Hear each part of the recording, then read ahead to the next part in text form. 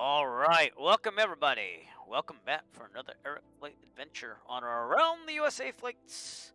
We're getting back. We're getting back to the East Coast, and we're going to continue these on. I have the next two flights planned, but what we will do is we will evaluate the situation with my kids and family after we do this flight, which we're going to take from Minot, North Dakota. I've been corrected. It's Minot, North Dakota to Devils Lake, North Dakota.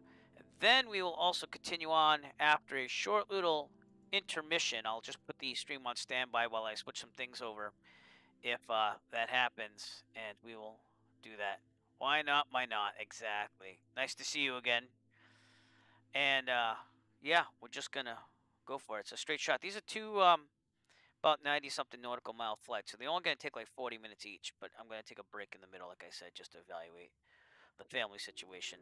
So like to leave a little time and some discretion there. But my goal is to get through this flight, take that standby, like I said, get ready for the next flight. I have everything planned out, ready to go. It's just a matter of making sure all the stream stuff's good, and then we'll continue on to our other destination. Today's flight from Minot to, give me a sec, I loaded the wrong one there. From Minot to Devils Lake should take us about 46 minutes, so it's not long at all. There's a couple checkpoints, nothing big there. So let's just get right into it and let's get going here. So, checklist. And here we go. Make sure everything's going on here. We'll test the both throttle quadrants. And I'll tell you one thing, too. I had to fix my rudder pedals because, as you might know from watching previous streams, I've had problems with my right rudder. And it's not perfect, but I opened it up, and I have the Cytec Cessna rudder pedals. And let me tell you how much of a pain it is to get in there and work with little things. You might think the spring was the worst thing. Oh, no, that was easy. So, oh, cool. How's that going? I still haven't tried any airliners in this thing. Someday I will, but, well, cool.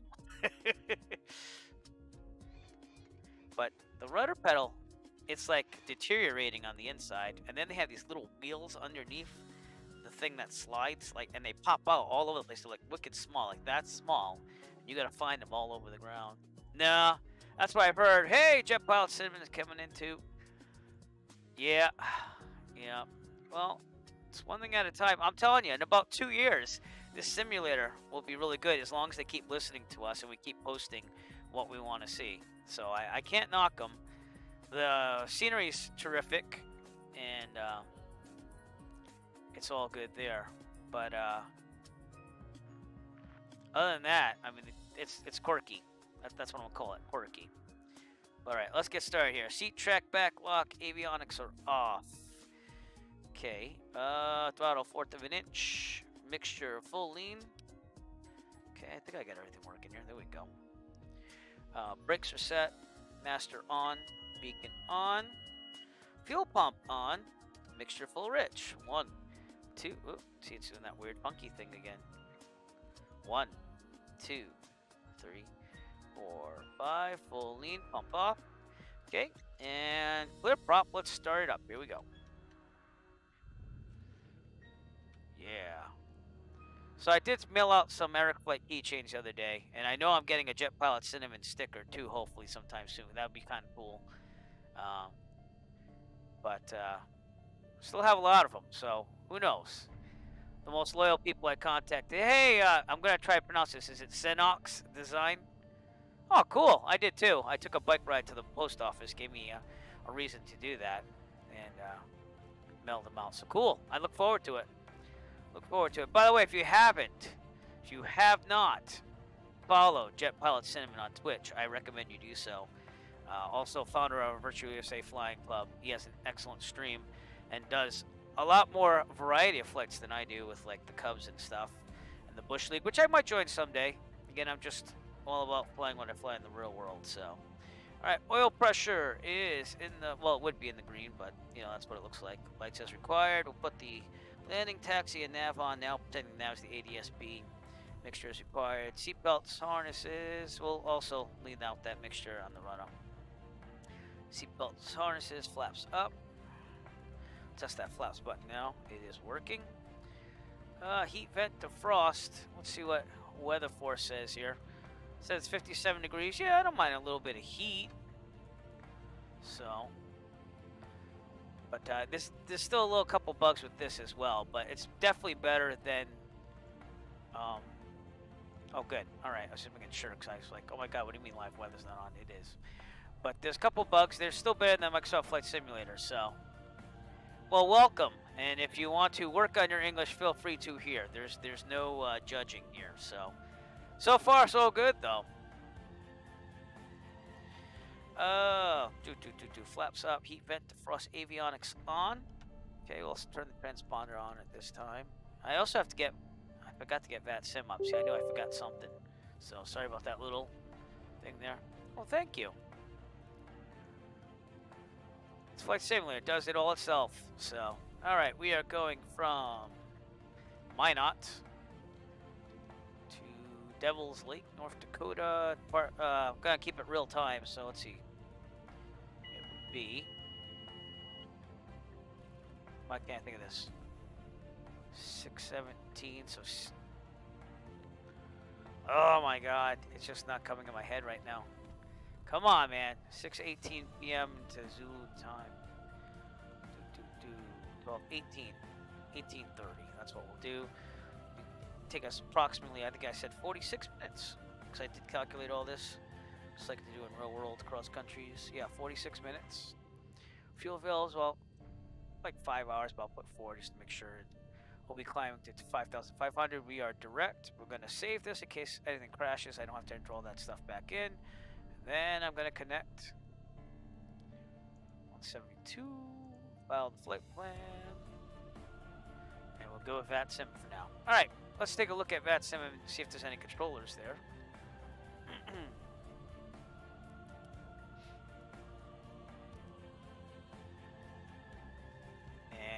And it seems like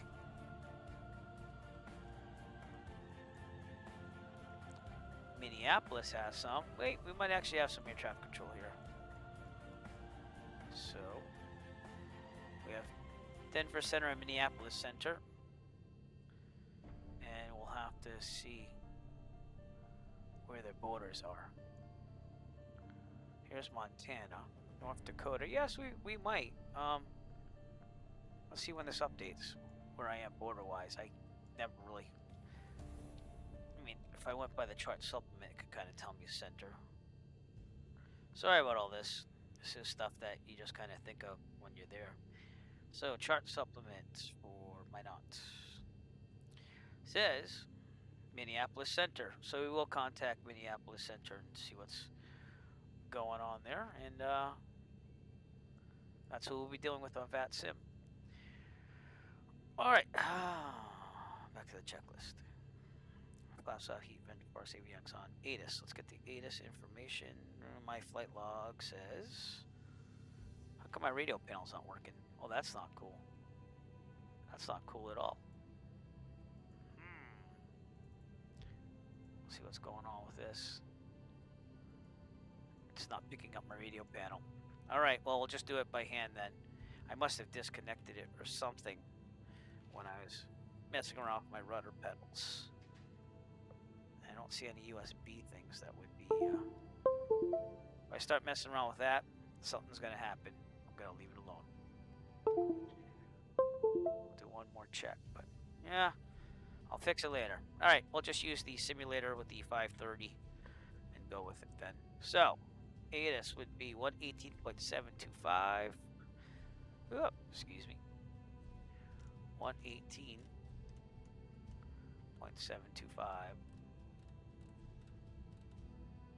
Switch it over. And here we go. Kilo Mike Oscar Tango automated weather observation 1800 Zulu. Wind 213 at 20. Visibility 9er. Sky condition clear. Temperature 12C dew point. 13C altimeter 29er65. Kilo Mike Oscar Tango automated weather observation 1800 Zulu. Wind 213 at 20. Visibility 9er. Sky condition clear. Temperature 12C dew point. 13C altimeter 29er65. Alright, let's see if the altimeter will actually set right. Kilo Mike Oscar got it. Tango, Nope. automated weather So, observation 18000. check that in the run-up. All right, we're also going to dial in 20. that's in Visibility, Unicom for 9er. now, unless I get Sky center. condition, clear. Temperature, 12C dew point. 13 C altimeter, 29. All right. Minot, oh, sorry, I pushed the center wheel there. Minot is, I believe, Class E. Let me just double check that. A lot of these airports are up here. No, it's Class D, so I will contact center when I do my radio calls and all this and that and ask for clearance. But I got the windows there from there, and we'll see what VATSIM says. I'll go from there. All right, so altimeter I can't set yet because the altimeter hasn't been updated. It still is doing clear skies with 29.92. I checked that by pushing B just to see what the simulator is reading, but typically when I get to the run-up area or running up the aircraft, it actually switches to the real one, so I don't get that either. But anyways, transponder, squawk, good. Okay, ADSB, pretend the nav lights are at radio test, contact Minneapolis Center at 133.4. Well, the good news is I'm getting more practice on the 530 here. Bad news is my radio panel, I'm going to have to go down there, figure out which USB cable it is. I have so many USB cables behind this desk, it's unbelievable. Okay, so we're at Minneapolis Center. Minneapolis Center, Cessna 9er Echo Foxtrot, radio check please.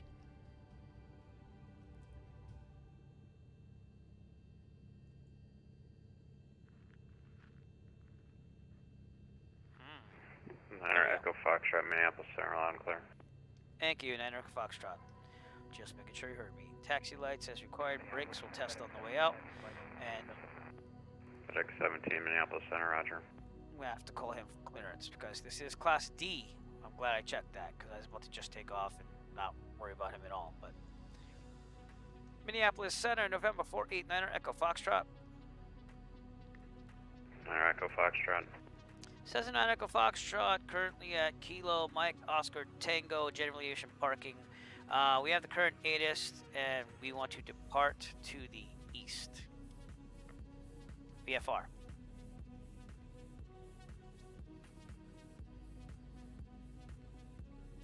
That's gonna take a while because he's gotta check the weather or the tax base and anything like that. Number 489er Echo Foxtrot, did you want flight following? That is affirmative, 9 Echo Foxtrot. Niner Echo Foxtrot, clearance on request. Alright. So he's gonna give us a squawk code. Anticipation's most of the game here when it comes to radio communication here. So just know that. And you can learn a lot by watching. So someday I will make a video. I did make a video with the microphone off by accident, and I had it all ready to go until I went, oh crap, there's no audio. So I do plan on making one eventually. But if you just joined us, we're still on the ground at Minot, and we will be departing shortly. We're just waiting for our clearance and squawk code to get out of here. So, and with VATSIM, it's all top down. So seeing that center is the only one here, we're using center as the tower. I mean, as the ground frequency right now.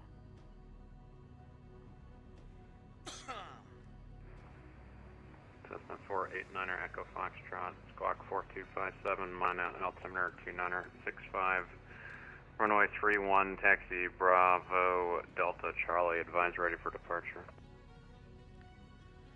Taxi via Bravo Delta Charlie to runway 31, squawk 4257, and ready for taxi, 9 Echo Foxtrot.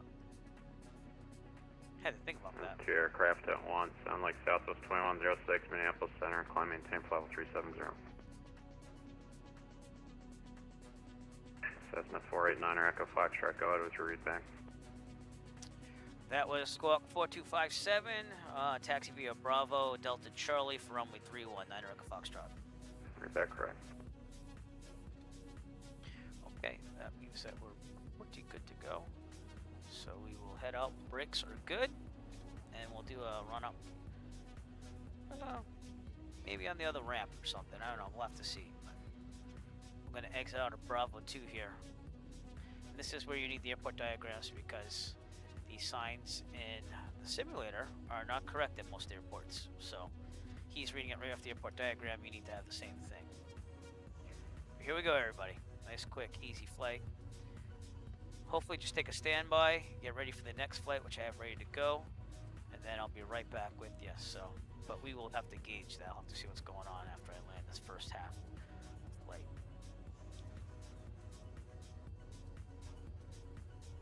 That's kind of behind me, so let's see if that fixed itself yet.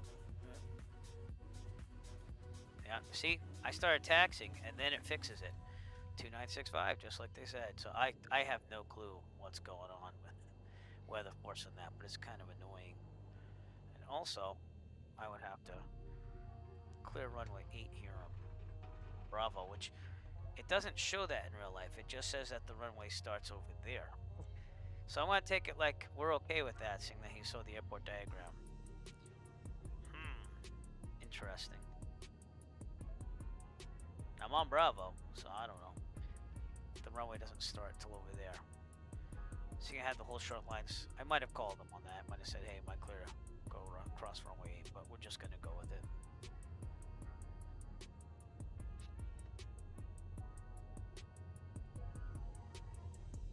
So we're Bravo. We're going to take a left over here, and this is going to be Delta.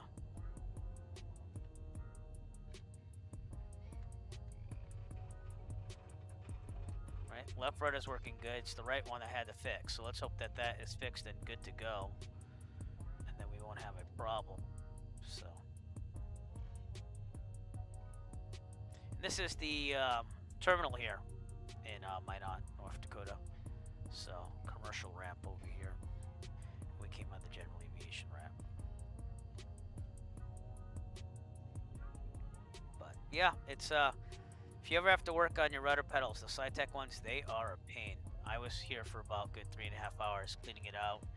Then, like I said, the little wheels kept popping out and everything, and I was like, oh crap. And then, you know, I'd be pretty good with that, but the thing is that you really kind of need them in there, because that's what makes it like glide smoothly in there.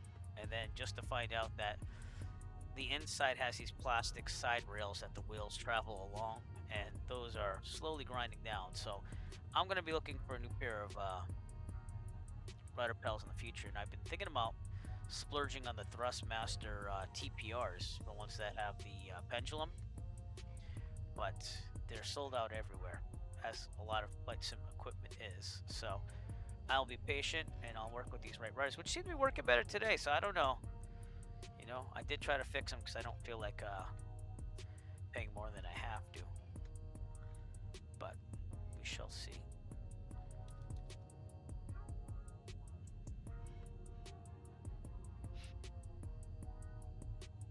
Oh, that's one heck of a bump right there. So Xenox, we're in Polandaria.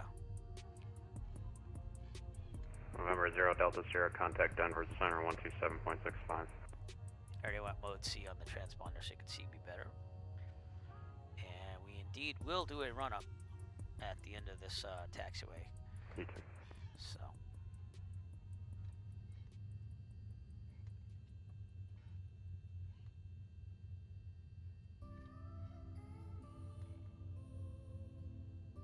Now I would have done 2.6 if I didn't have air traffic control, but he wants to take 3.1, and the winds I have are 213 at 20. But again, I'm going to go by VATSIM's weather no matter what. So, yeah, the rudders. I mean, they get caught a little bit at the end, the full extension of the right rudder still, but you can get through it. So, it kind of worked its way out after I cleaned everything out. So, but it's definitely breaking in there. So. Time to invest in some better ones, and I didn't get to fly the other day, so that saved me like $200 something right there. So it is what it is, you know. I try not to use my salary for flying in the real world. That's why I do the YouTube. Okay, let's turn this thing around. All right, here we go. They built them really well. It's just the plastic parts inside. That's the only thing I have a problem with. It's the SciTech ones, but I also bought these used, so. I wasn't made of money back when I bought these. Nor am I made of money now, I'm just saying. Alright, let's go to the checklist. Brakes are set. Fuel set to both. Yep, trim set for takeoff. It is. Oh boy, flight controls in right, and I'd be looking at the ailerons and elevators in real life, but we're just gonna pretend I did that. Annunciator lights test. Yep. There we go. They look good. Instruments, turnquators in the middle, no flag. Heading should be about 305 or so. Yep. Vertical speed looks good. Altimeter looks good. When the run up, we're gonna lean that out when I get to 1800. The heading, the horizon looks good, and the airspeed looks good. Okay. Mixture best power, no primer, not carbureted. 1800, and the first thing we're gonna do is we're gonna lean up the mixture here. So we'll set to 1800, and then we'll lean for maximum RPMs.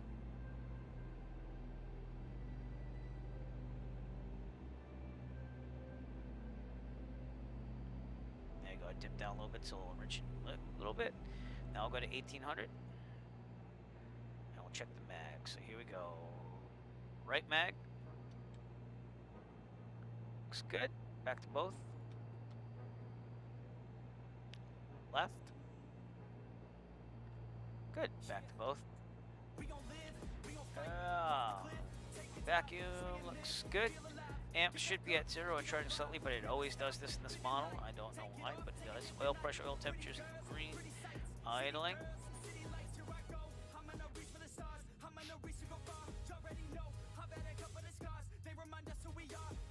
575 to 625 RPM. It is, so that's good. All right, back to 1,000.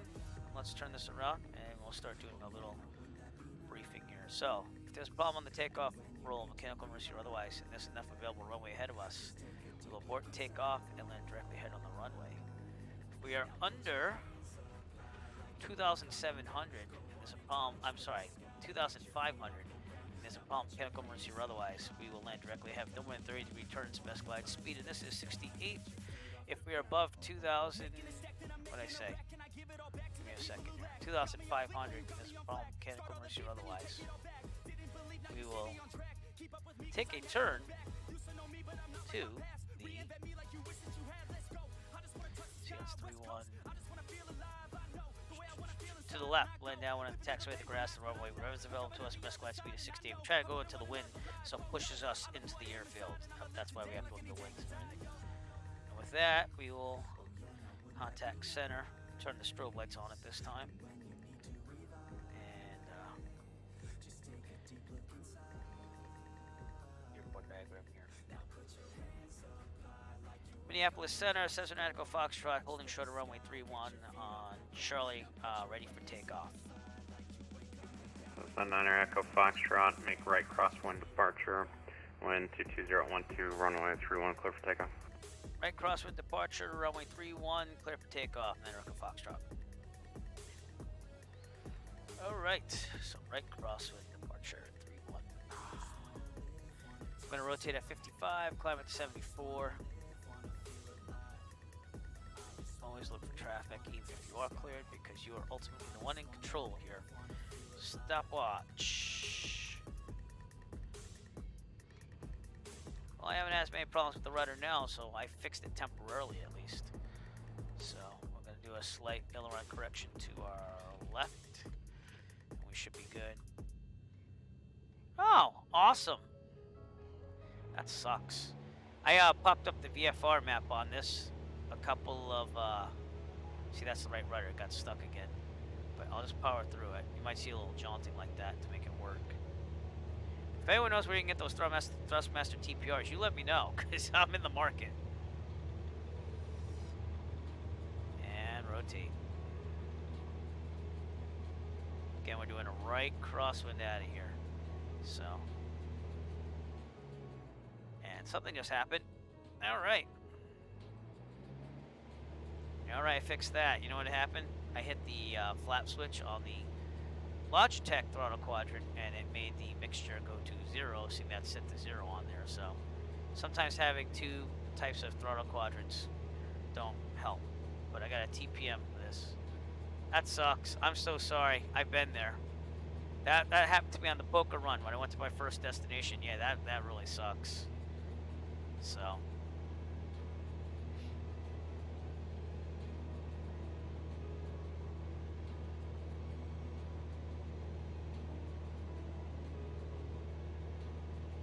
to fix this mixture again, so.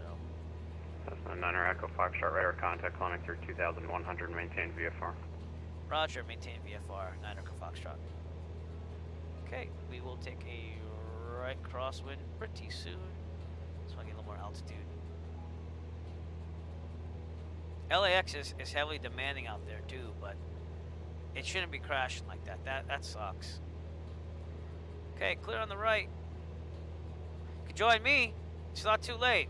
If you want to hop in a GA, just saying.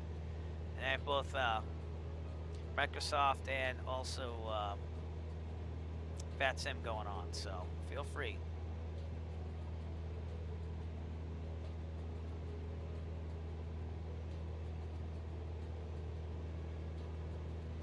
Go.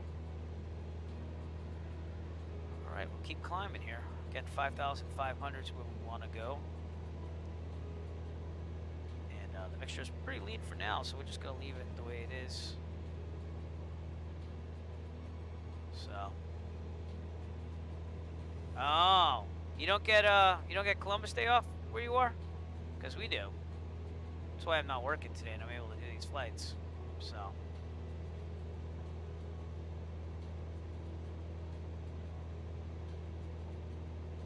I get the snack time thing. I get that. Totally understand that. Okay, clear on the right. We're gonna take a right on course here. And just keep climbing while we do this. So. Devils Lake. 2106 Lima, space of the South Chicago Center offline. Radar service terminating. Frequency change approved. Oh, I get it. Yeah. I gave my students stuff due yesterday, so that way they can enjoy the Monday. But some of them asked for the extra day, so I gave it to them. So it is what it is. But everything's online for us too, so. Even though we have hybrid learning going on, I'm teaching remotely, and I just it basically just flipped it. So people who are at school get taught from me remotely, and the ones remotely I work with more one-on-one because I can while I'm teaching remote. So.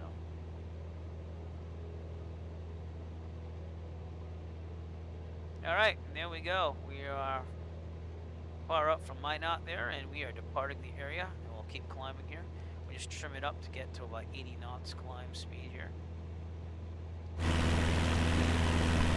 That's what we're looking like today, so.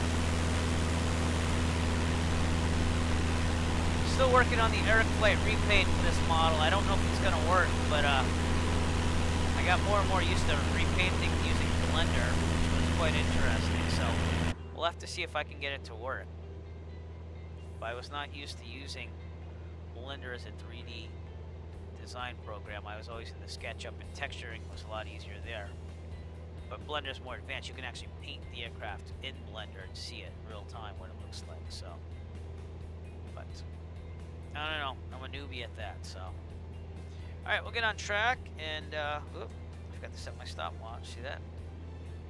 I had it ready to go. I just didn't push start. But the first checkpoint will be ponds outside Granville. So I have to look at the sectional for that. Oh yeah, they're pretty easy to see.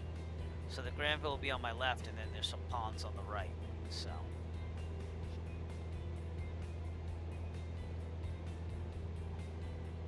Yeah, I wanted to do that fly-in last night, but I just couldn't get time to do it. And I was like installing scenery instead, but in between I had to give my little girl a bath, and bedtime, and this and that, and then my son also, so it was just not going to happen.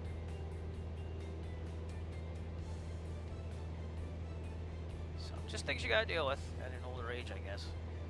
But we are on our way to Devils Lake, and like I was saying before I cut myself off, it's surrounded by Devils Lake, so it's a pretty nice scenic place to land. So, but 5,500, we'll level off, and we'll continue on our flight path here. So. Quick, easy flight, 46 minutes. I said I was going to get to the ponds outside Granville in about 13, but I didn't start the stopwatch right away, so I'm anticipating probably around 10-ish or so. We'll adjust all the other times to make sure that we're good. Magnetic heading I calculated today would be 887. So let's get to 87 now that we're on course here. I'm also going to trim down, build up some speed. See that we're right at 5,500.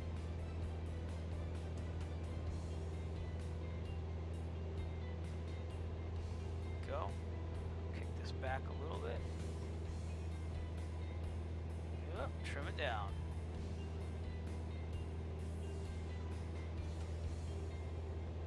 Trim is very sensitive in this still.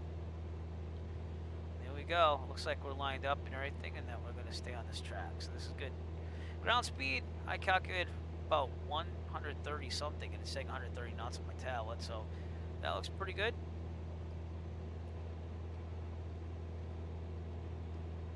And we are on our way.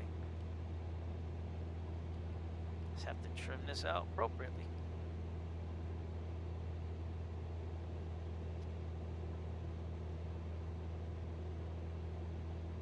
Also a little bit closer to maneuvering speed, so we're at 2,400 RPMs.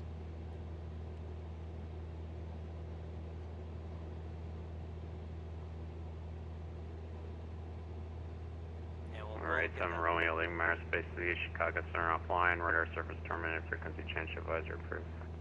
We'll look at the checkpoint in a second once I get this leveled off. So, but we are definitely getting kicked around a little bit with the wind. So again, I'm reducing the RPMs. Maneuvering speed, this is 104, so I'd like to be somewhere around there just in case. And ground speed 144 knots. You can't lie with that. That's awesome. So that's why this flight is. It's a good day to fly here. It's clear and it's fast.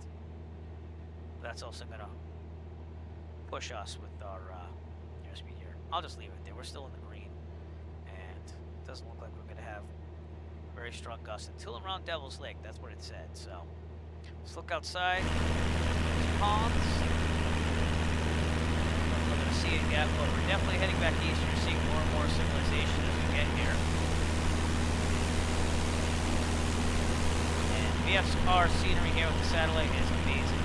So a lot better than what it was in prepared version 5 before a vaccine was installed. So it's just very generic there, whereas at least you got some variety here.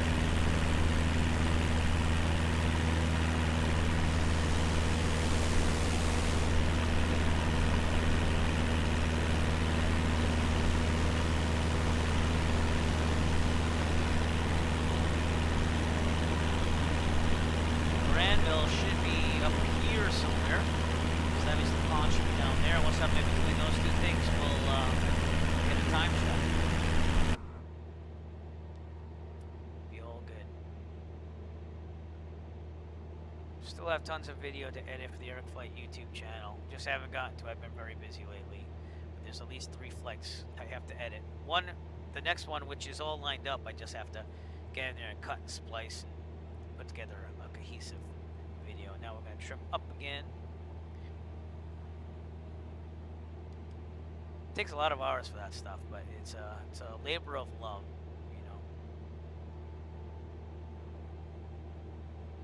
Makes things interesting when I fly too. So, but we did not get to fly this past Saturday. They had gusts up to 34 knots, so I wasn't going to go travel in that. I was looking forward to do the 172M though, which I haven't flown in a while. So another time. This Saturday I'm scheduled to do the 152. So thinking Portsmouth, New Hampshire for this next Saturday to get more cross-country time in, and then. I also have to contact my instructor about the FAA Wings program, because I was told that you could use the check ride if it was within a year, and last year was my check ride on October 26th. So I got to get him to sign off on that. I might just submit it to him now, but he was going to look into that, because other CFIs were like, oh yeah, you can use your check ride as the check. I want it because it's a nice thing to have, the Wings program, and they give you a spiffy thing of wings too. Yeah, but it's supposed to help you on insurance sometimes, so, and it takes the place of the biannual review, so I'd have another 2 years, but I might do a review. I mean, I'm going to hopefully do instrument training in 2021 if everything works out, and maybe within in that training, you can just do a review anyways, just to keep sharp on skills. That's what I think I'm gonna do. But the first goal is the IFR rating, and then after that, I think I'm good for a while. I mean, I was thinking maybe just do CFI, seeing that I'm a teacher in real life, and it's just kind of the same thing, going to another thing. But looking for these lakes, which should ponds. I mean, fake lakes, ponds. Should be off to my right. So Granville's right there, though. So we have a visual there. Oh, there they are. There's one. This must be the second one. That's why it was hard to find. So there's some trees in the middle of it. Okay. It's Microsoft. Watermass that. All right, and I have a time of 7:13 on my watch. I started a couple minutes late, though, so I said around 10. So that is, my assumptions were correct, I should say. So let's affect all the times, and we should be good to go. So I'll say 7.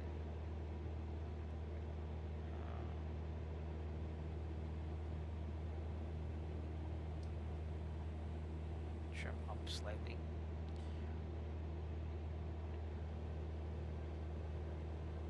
All right, here we go. Everything's looking pretty good. All right, next checkpoint, Source River, and that should be in 5 minutes. So, well, like 4 now, but it's just a river that we're gonna fly right over, so we should be able to see that. And it's very flat. Let's get flatter as we get more to the East Coast. A little more civilization.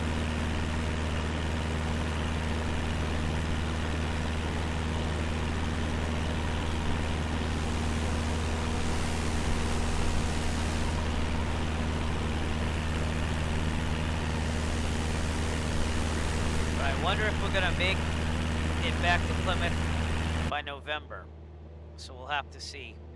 And as part of the Virtual USA Flag Club, I think I'm going to, well, I've actually already kind of looked into things a little bit, is have a fly-in to my real home base of Plymouth, Massachusetts, because that is where the Pilgrims lived when they first came to America. First they stopped at Provincetown. They didn't like it there or something. So then they had Indians on the Cape, though. So, or Native Americans, excuse me, on the Cape that kind of didn't like them. So they went right across Plymouth Harbor and settled in Plymouth, and they were just lucky to be able to do that. So it was an old Native American village there that got wiped out by plague. So, but if you come to Plymouth, Massachusetts in real life, they have a place called Plymouth Plantation, which recreates the whole Pilgrim village and stuff, and they have the Wampanoag, who are the Native Americans that were here around then. They have a Wampanoag village, and it's actually staffed by real Wampanoags. So that's pretty cool too. So yeah, it should be a good fly-in. I haven't had any specifics go through my head other than just fly into Plymouth for Thanksgiving. And who knows? It might coincide with this or not, depending on where I am on these around the USA flights. So if it's just a fly-in, it might just be, yeah, fly into Plymouth, you know, we'll meet there and do this and that. But might be some scenic places around Plymouth Airport as well, so we'll have to see.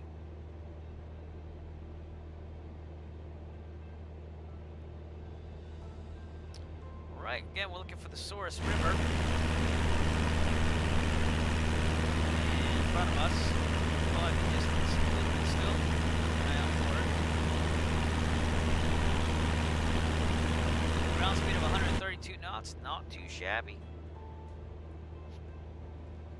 And definitely appreciate it, let's put it that way. I did calculate that it was going to be around 143 knots, but that's if we're going 2,500 RPMs. And I want to stay more within maneuvering speed, so that's why it's a little less. It shouldn't affect the times that much.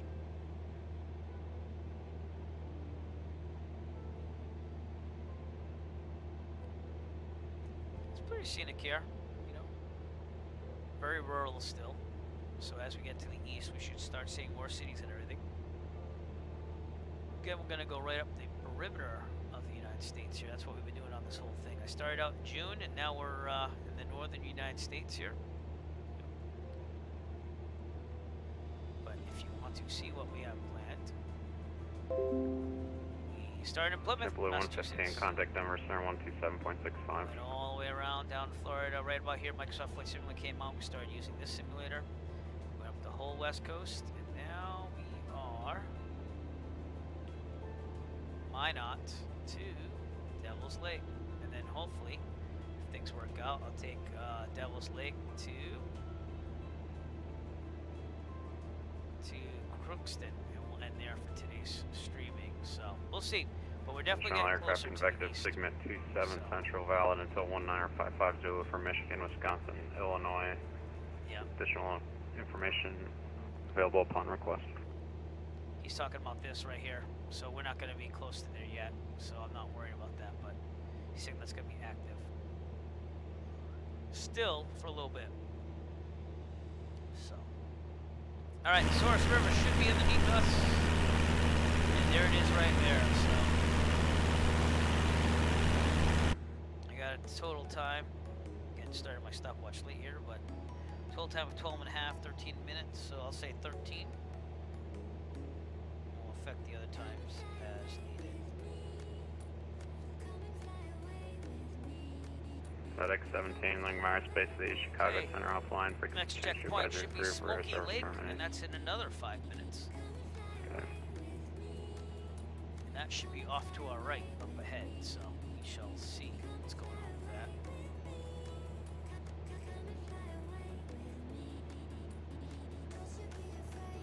Again, Saurus River, I hope I'm saying that right. It might be Saurus.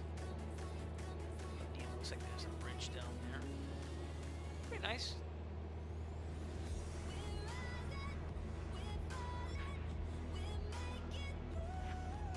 So I also saw that the Virtual USA Flying Club event at the end of this month will be in Montana. So I'll have to see though, because I don't really have RNAV experience and stuff like that. And it's not that I feel uneasy about it, it's just I don't know if I want to throw myself in there right away. So we'll have to see. But I'll see what I can do. I might have to brush up on things. So we did have some instrument stuff here on one flight to Santa Ana, California. With all those wildfires out there, the visibility dipped way down. So he tried giving me an instrument clearance, and I was lined up okay, but I couldn't see the runway. And so then I went around, and then the second time we did a special VFR because I could actually see the airfield in between all the smoke. So, and then it was fine. But as of recently, it's been pretty nice. It's been clear, and the winds have really helped us here in the north, so it just makes the plane go a little faster. Again, we have a ground speed of 132 knots right now. And that is a player on the Microsoft Flight Simulator server. As far as VATSIM, I don't think I saw anyone around me. Nope.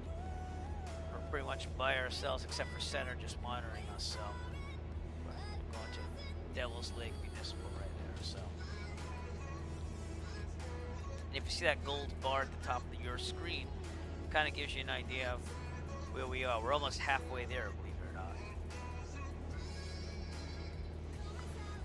And again, Smoky Lake will be off to our right. Let's see if we can see it from the distance. See if that's it. That looks to be it right there. So, parallel that, that'll be our next checkpoint, but we definitely know we're on course here. See now we're seeing all this.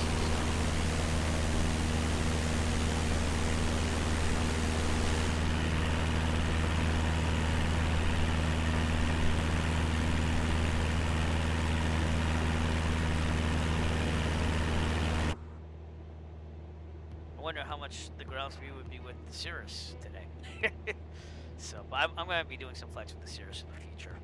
So, if you're watching, feel free to chat. If you don't want to chat, that's fine. You can just kick back, relax, and watch. But if you have any questions, let me know. It's pure for you and me. So.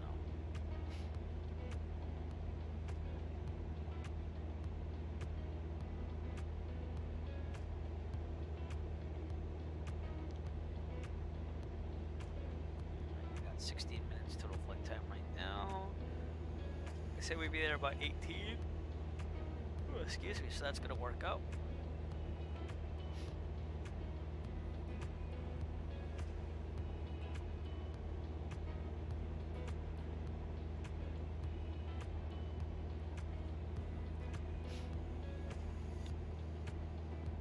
So I guess on the Sim Caesar Twitch channel, he had some sky races the other day, and I was thinking about doing that, but unfortunately everything just didn't happen with timing, so I ended up watching it while I was fixing the rudder pedals, which they're holding up.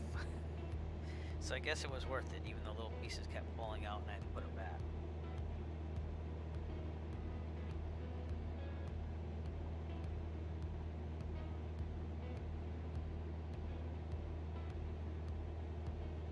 It's a pretty nice flight right now. We're making good time. And again, that's our next checkpoint right there, the Smoky Lake, off our right. So I will call it at 18. I'm so sorry. Ugh. I talk too much, and then my body says, you need more air. Start yawning. Alright, next checkpoint is Cranberry Lake, which is going to be another lake, obviously, off to our right up ahead. We should be there in about 8 minutes or so. And the winds aloft data is working pretty good. I use real world winds aloft data. Again, if you just search for real winds aloft forecast, they'll bring you to the aviationweather.gov weather site, and then you look for your closest airport or airports to enter to average them out. But it's been working pretty good. So I would say that Weather Force does the winds aloft pretty good. And they have it right here too, but you want, like, you know, actual directions and stuff. So seeing that we're at 5,500, this would probably be closest to winds aloft. I don't know what I calculated here, but I said 280 at 2.9er. So yeah, here's what it is, but it's working out time-wise. It's more, you know, everything's kind of an estimate when you're doing all this stuff. As long as you're hitting the times and it's understandable if you're off a little bit, you're good. It's all about knowing where you are and anticipating where you should be. So, all right, let's see if there is. Oh, there is a VOR at Devils Lake. All right, let's do some VOR work here. So, Devils Lake VOR is 111.0. That'll be on the nav here. 9er Echo Foxtrot, Devils Lake, altimeter 29er68. Roger, 9er Echo Foxtrot.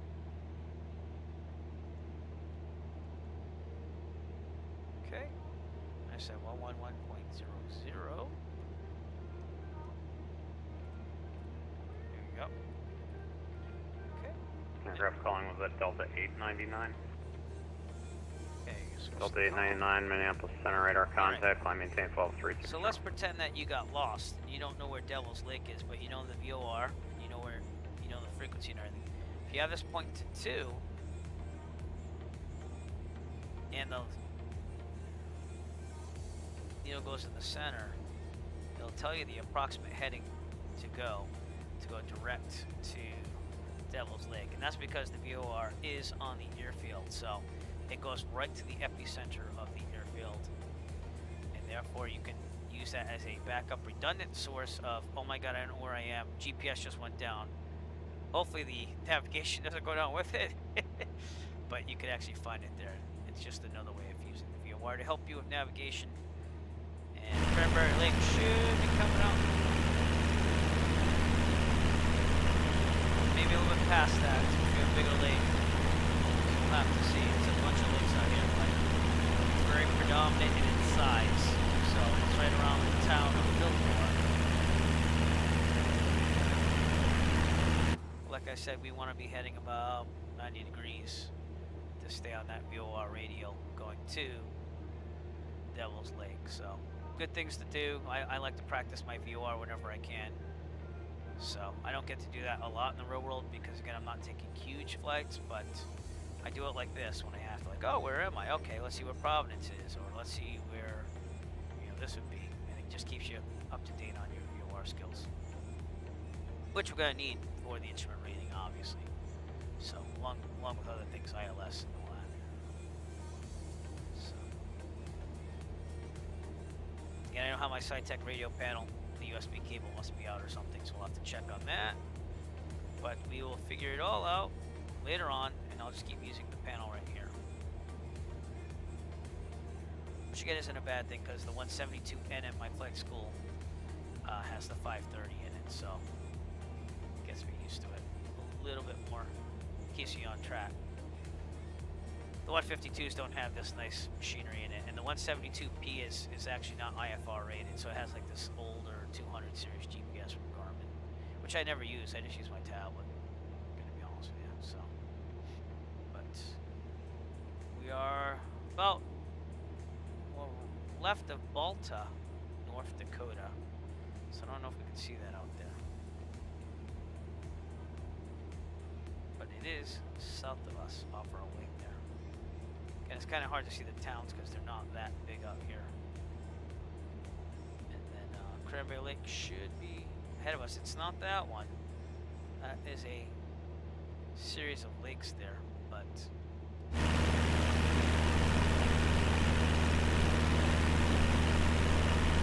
got this long line of lakes there. The Cranberry Lake should be at the end of it. So I think it's somewhere out here. I don't know if they actually grow cranberries out here, but that is a big thing that you will see around Plymouth Airport. So if you go to Plymouth, Massachusetts and fly out of there, you'll see nothing but cranberry bogs all around it. Very, very famous and popular for cranberries. Not just the Pilgrims and the Native Americans, the Wampanoag. That's why cranberry sauce, I think, became a staple. So.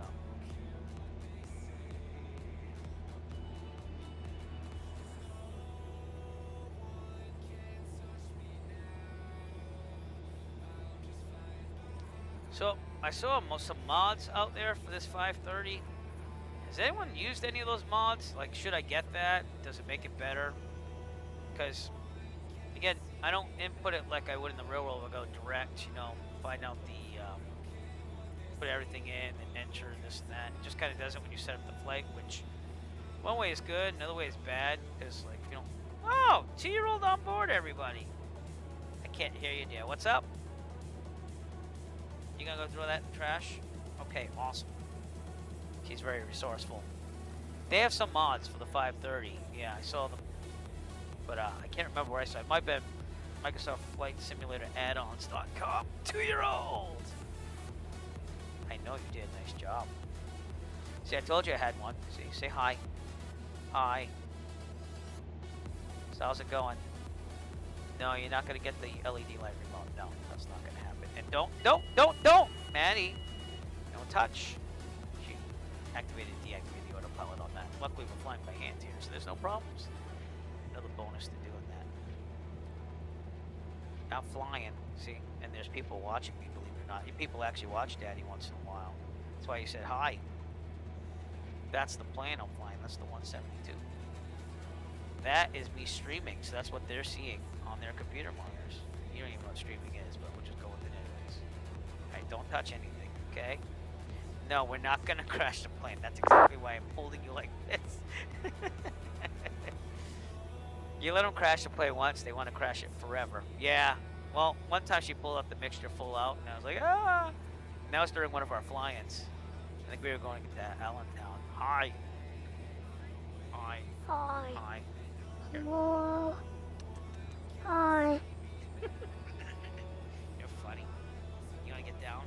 Okay. All right, go see how Mommy's doing. I love you. Okay. All right, now we're going to be a little off course, but not that bad. We're going to fly over Cranberry Lake. Don't. All right, I'll see you. Love you. See ya. All right. She's adorable, isn't she? So anyways, she did not crash me, for the record. And 2, we're going to be flying right over Cranberry Lake right here.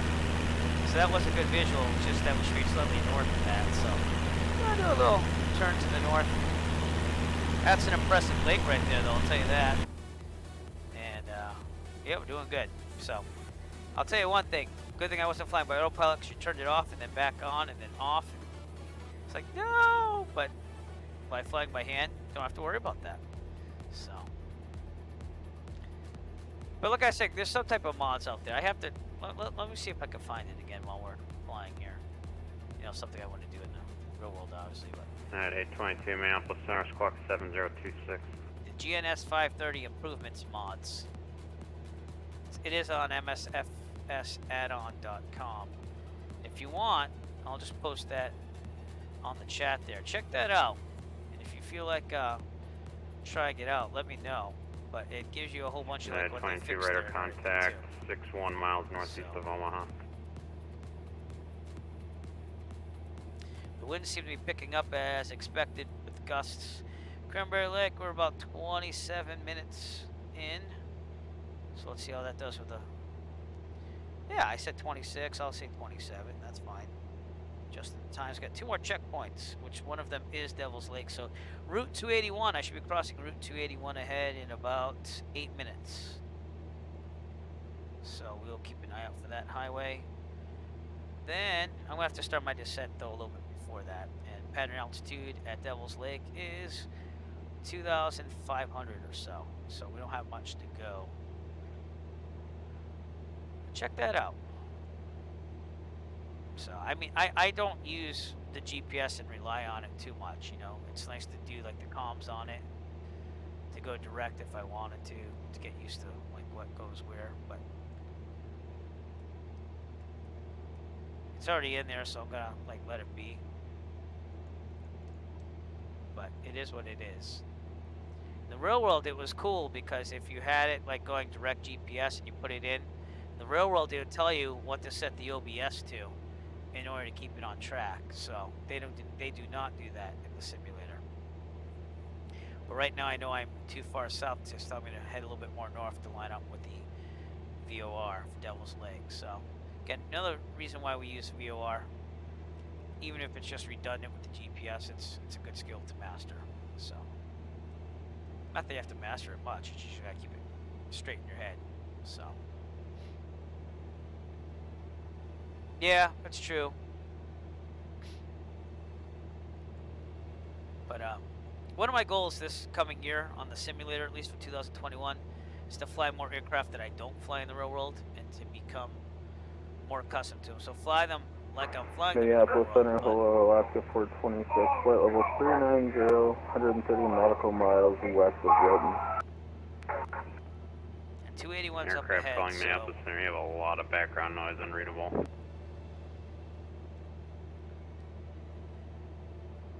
So I'll have to check it out. I mean, the cool thing about the add-ons is you just kind of put them in that community folder. If you don't like them, you rip them out of there, and you're fine. So, yeah. Again, I haven't done any of the airliners. I haven't really been into airliners since I got out of virtual aviation. Virtual airlines, that is. But then I tried that EMDG 737 for prepared, and that seemed awesome. But I just couldn't. I didn't have the time nor patience to go through the whole real-world operating procedures. I gotta be able to do that. That's just the way I am right now. So I have to be able to know, just like general aviation, like about my aircraft, how it works, and do it as realistically as possible. Because I never did that before. I had the private pilot training and the certificate and everything like that. I just kind of winged it, actually. So. And a lot of people complain, oh, it takes so much to plan out a flight and stuff. But once you get in the habit of doing it, and you have your way set, it's not that bad. I mean, it does take a little extra time still, but it's not like terrible. So, and it keeps me fresh for the real world. So, for times when I can't fly, like this past Saturday, saves your money too. But again, there's nothing like flying in real life. I got to be honest with you. So. Year into having my private pilot certificate almost, and I'm still thinking, man, I'm doing like this, and I can actually do this and fly anywhere I want to. The only problem is money. Money and time, and all that stuff. So, we got to start hitting New Hampshire more, I think, for my cross-country flights, because I've exhausted a lot of the eastern part of Connecticut on the last couple ones, and I want to just go to different destinations just to say I've been there. In fact, I've got a map of places I've been. Alaska 426, Roger, all show you receive only. I flashed it for a second, give it a second. So I have Google Earth Pro, the actual like download version, and I kind of mark where I've been.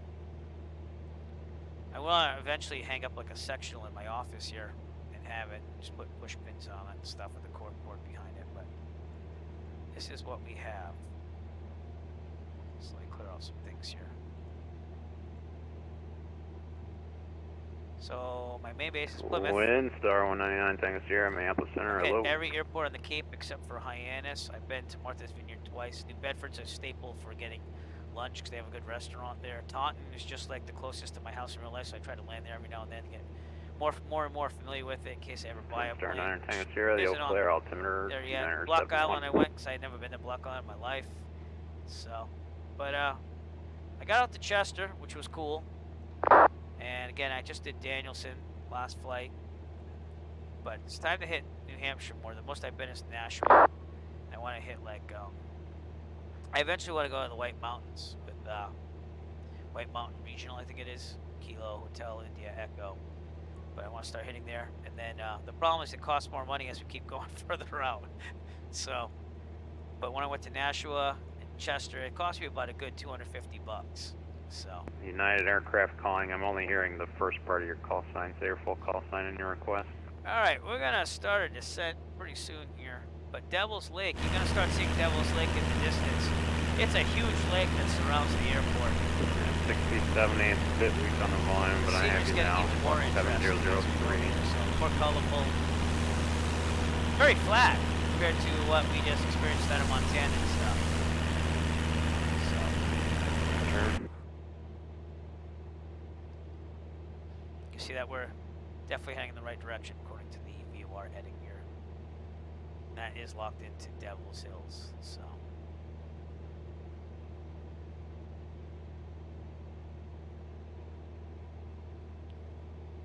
Head to the right just a little bit.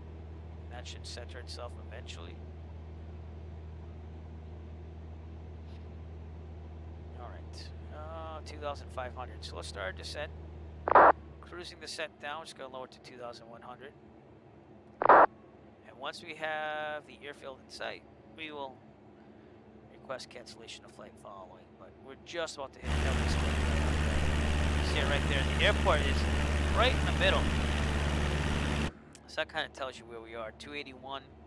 Route 281 is coming up ahead of us as well. I just can't see it right now. But we're running from north to south.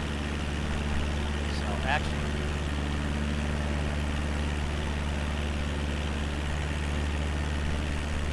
probably the next perpendicular one right here somewhere. But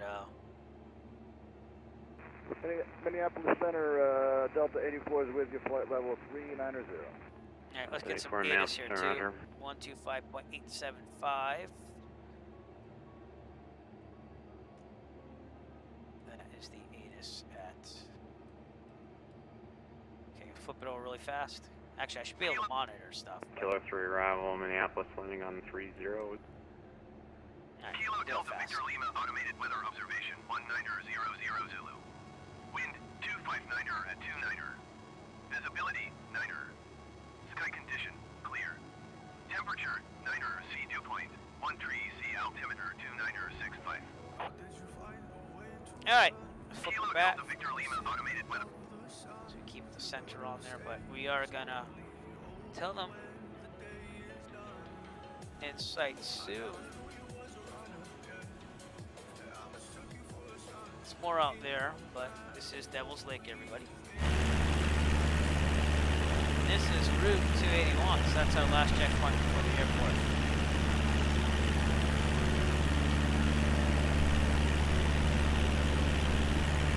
So we'd see some traffic, but I guess not. I'd like them to work on the traffic a little bit too. I mean, I know it's in the second inning, but it'd be nice to see more road traffic down there. Oh, there is. It's not terrible. So that's Route 281, Devil's Lake. And once we get to the end of this island over here, we should start seeing it home. So we're not that far out at all. 36 minutes. I said 35, so yeah, it's about right. So we should be at Devil's Lake. I said Kill Devil. I'm thinking. 9er Echo Foxtrot, Devil's Lake Airport, 15 miles off your 12 o'clock. You're descending below my radar coverage. Radar service terminated. Frequency change advisory approved. Squawk VFR. Roger, thank you, Niner Foxtrot. So we're on our own now. And we'll go to CTAF 122.8. Kilo Delta Victor Lima automated weather observation. Which will be that SIP Unicom. Wind CTAF, 278 excuse me. Niner. Visibility Niner. Sky condition clear. Temperature. Okay, and then I think I'm all alone here for traffic, but we'll still call out as needed to land here. Again, we want to descend to 2,500. So, which we are doing. We're making a very nice descent right now. In fact, we'll go a little slower, make it down a little quicker. So, like I said, it's very scenic. I remember landing here last year when I did my Around the USA flights. And there's not as many airports to pick around here because it was very sparse. But once we start getting more towards Ohio and stuff, it gets a lot more interesting with just cities and stuff and places to land. So, but I love the water effects in the simulator. So that is supposed to be according to the winds, the crest there. So the winds are from 259. Shift are coming from the right and behind me. So yeah, kind of see that a little bit. The real world, you try to look for where the ripples are going, and it'll tell us where the winds are. It's a wave indicating winds. So,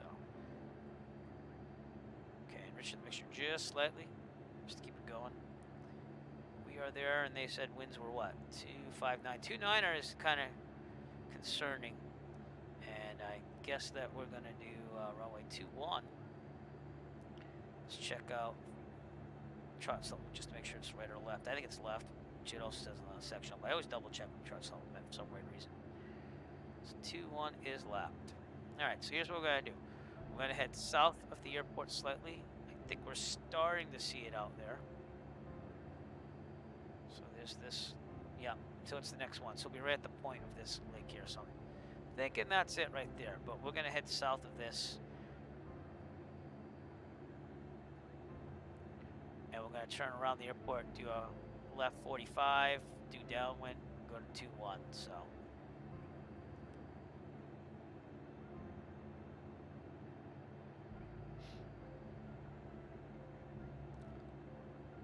Devils Lake traffic, Cessna Indigo Foxtrot, 8 miles to the west. We're gonna set up a left downwind 45 for runway 21, Devils Lake. Again, that's just reporting on the Unicom where I am and what I'm doing, so.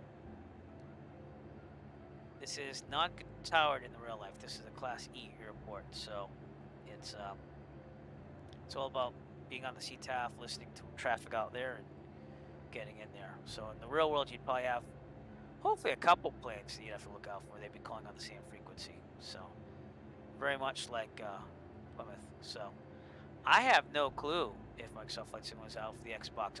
I don't think so, only because I know they're working on virtual reality headsets now. And I think that that's going to coincide with Xbox or something like that. So, no, that's not what it was. It was DirectX 12. They want to try to update this with DirectX 12. And because of that, well, I'm going to enrich the mixture. They're going to do the Xbox release when it is DirectX 12 compatible. And hopefully they'll add some more effects and stuff. That's what they're saying. That's what I heard, at least. So, but, I don't know if they made an Xbox release date. I mean, it's supposed to come out on Xbox. Well, let's see what it says online. It just says Xbox family in 2021. So, I think you're going to have to wait a little longer on that. So, okay, we're getting down to pattern altitude. So, I'm still outside Class E airspace. But I'm a PC gamer through and through. I don't even own any modern consoles at all. I think I stopped with consoles after Sega CD.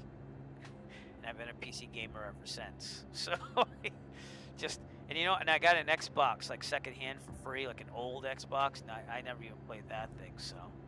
All right, we'll increase the RPMs here. Get to 2,500. And I don't even know what the peripheral situation is on Xbox, but like with PC, you can have all these things hooked up to your computer at the same time. So I literally have 2 USB hubs with everything I have connected, so. All right, Devils Lake should be out there. Right at the edge of this. So that must be it somewhere out there. That's what I'm thinking. So there's a lake. It's right across from the lakes. It's going to be right around here. Yeah, there it is right there, actually. And runway 21 is that one over there. So, but yep. From what I read, it said 2021. And they're still improving the PC version, too, as we go. So they're having a 4th patch update. So it's kind of like they released it. It's really nice to look at, and it was buggy in certain areas. It still is, but I like flying with it, you know. So it's definitely improving. I think in about 2 years it should be perfect. And it's a lot different beast than what the older simulators were, you know, where you have to get there were like 2 patches and that was it. I never got FSX to work well for me. I mean, I went right to prepared after Flight Simulator 2004. So I'd always have out of memory messages no matter what. And I have a pretty nice computer. So it was what it was. But prepared I kind of liked, you know. All right, we're going to head for a 45 in there eventually. We're just about to get to Class E airspace. Yeah, well, it's kind of like what they said, though. The code is so intricate. But the thing is they really have to have some more quality control before they actually release stuff. That's what I think. And I think that they're just trying to pump everything out and fix it as much as they can. And I think they even went on record as saying they're going to test it more before they release a patch from now on because of that. Like when they wiped out the sensitivity, luckily I had mine set before, but there were a lot of people that were like, just got the game, like, oh yeah, we waited and now it's getting better. So, and then they couldn't even increase or decrease the sensitivity on the controllers. So, but it is what it is.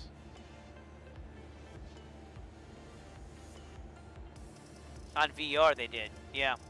Oh, did they? So they have just a patch testing team? Yeah, I mean, I don't have time for that. If I did, I would. I think the last thing I volunteered for was they wanted people to go on like their Twitch stream and like, you know, do different aspects. So, but I didn't really sign up for it. I just left a message in the forum that I said I'm probably not gonna have enough time for my kids and stuff. So I wanted to not be as absorbed as we usually are.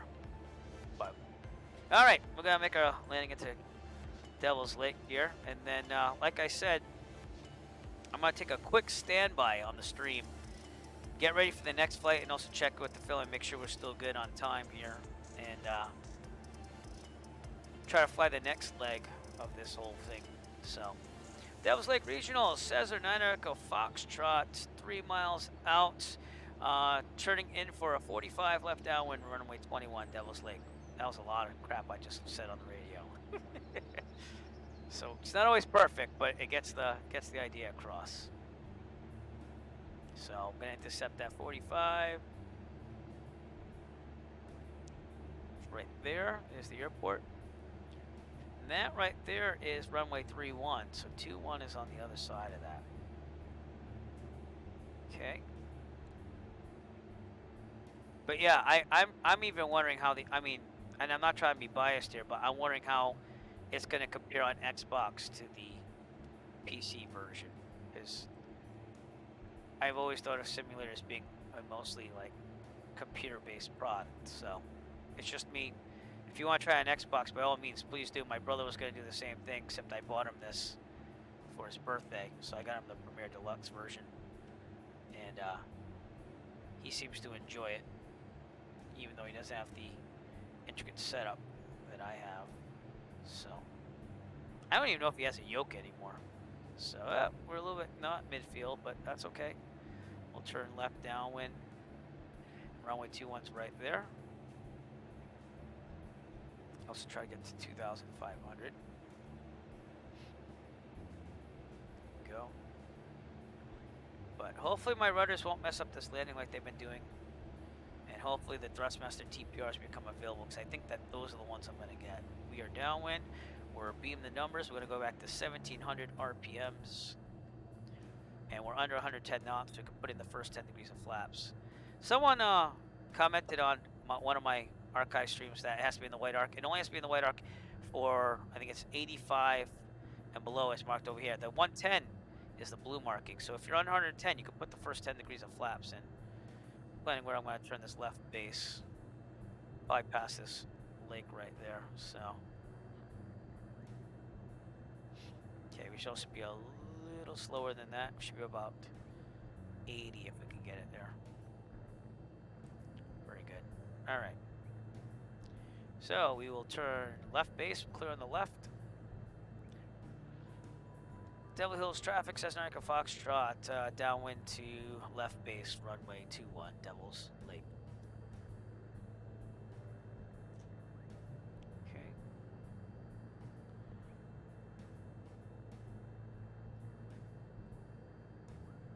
This is the hardest thing in the simulator is your peripheral vision's not like the real world at all.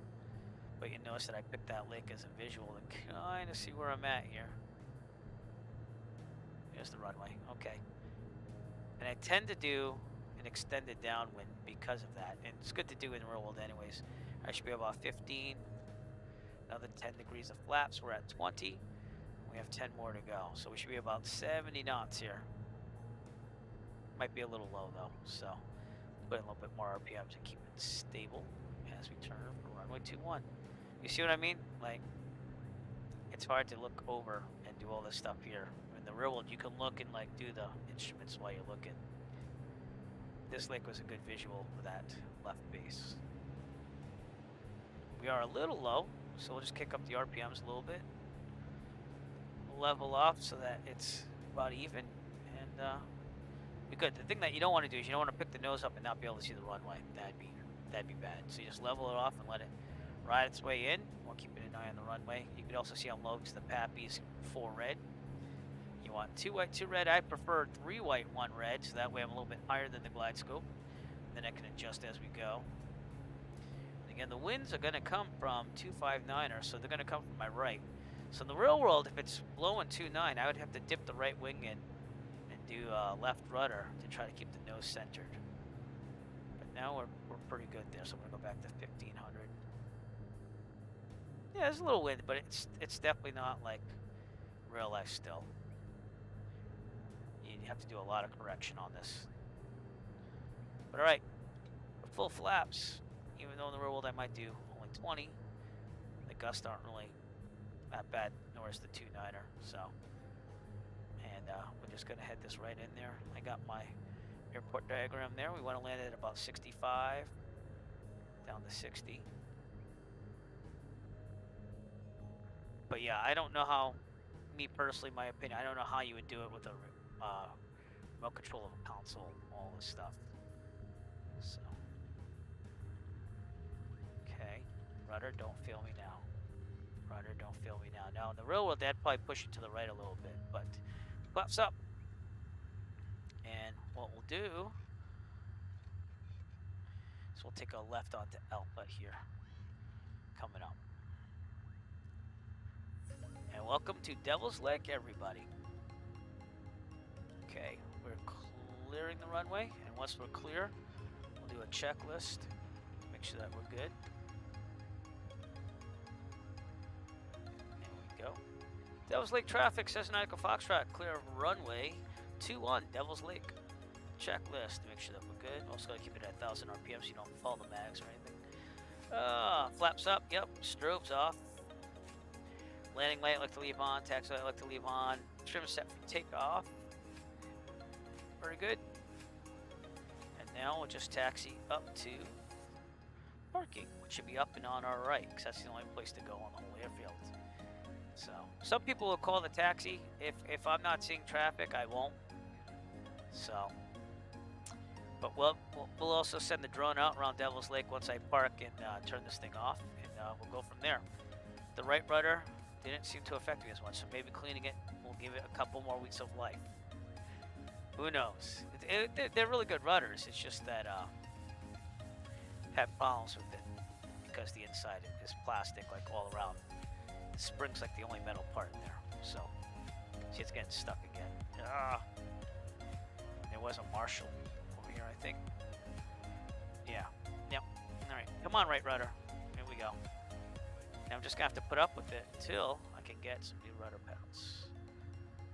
Actually, he wants me over the side. Come on, right rudder. Boy, that's annoying. I mean, it does eventually go there, but I have to really kick the thing to make it go. So, how we looking? Alright, well, you told me to come straight in, so I'm just going to do it, even though you look a little bit off there. Probably should have been more in front of him. You know what? Maybe he'll just let me park here. Who knows? I'm going to run him over if he doesn't move. Alright, we're going to consider it parked. I'll get chopped up by the prop, but that's okay. Alright, and with that, we'll stop the stopwatch, and we'll turn this thing off. And like I said, stay tuned, because I'm going to make a really quick, just check with the family, and hopefully we can just go on a second leg, which I think we'll be able to do. It's only 3:30 here in the afternoon, so. But, turn this thing off. ELT, verify silent, avionics going off. We'll also refill the fuel here, which I did not do, I don't think, out there, so it's a good thing that we stopped anyways. Mixture will be full lean once I turn off all the lights, except for beacon. Alright, full lean. And it's going to pop up this log, which I totally hate. I wish they had an option for that. Mags off, master off, lights off. I kind of did that early, but that's okay. Alright, parking brake on. And let's go take a look at Devils Lake. You know what? Maybe I should, give me a second. I'm going to see if the fuel truck comes. Shift F. Because I need to refill some fuel here. Is that the fuel truck out there? It's like real life, everybody. They make you... Oh, he's coming right away. Look at that. But usually it takes about a good 30 minutes sometimes to get fuel out of Plymouth, at least. And it's not their fault. It's just that they're refueling the truck and then... Or they're busy and caught up on things. But it's coming. It might, like, ram into the aircraft like it usually does, but... Where are you going? We're over here. Okay, good. I need fuel.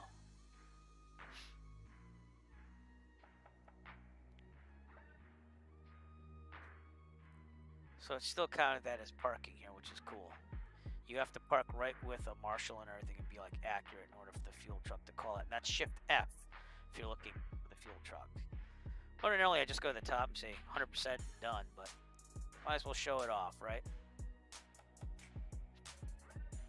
Come on, fuel truck.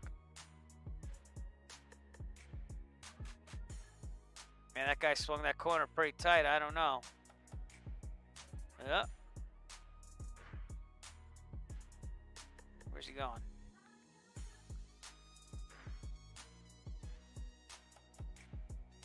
Yeah, that was pretty quick. I like the dirt on the tires and stuff. That's cool. But it should pop up a fuel screen as soon as he's done. He's being very careful now. But I've had them drive right through the plane before, and it hasn't had it register as a crash, but it's kind of interesting. There you go. 100% please. Thank you. And we're done. Alright, cool. Should take off now. There you go. Thank you, Mr. Fuel Truck.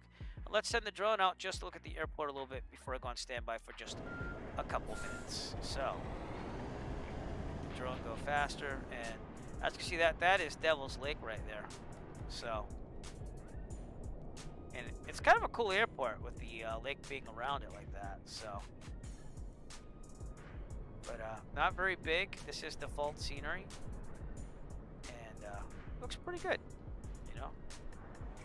It's definitely one of the bigger airports in the area. There's the fuel truck again. Going where? We don't know.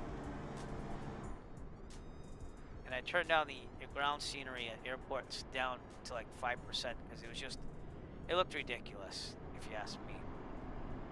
At Plymouth, where like the only thing we have is a fuel truck. We don't really have like marshalers and stuff. I mean, the FBO/flight school that I go to, yeah, he comes out, but he doesn't. They don't really help you park unless you really need it. You know what I mean? So they're usually busy doing something else. But that is Devils Lake. All right, so listen, stay tuned, and we will come back. We're all fueled up and ready to go, and our next leg will be. Let me just fill you in with what we're doing here.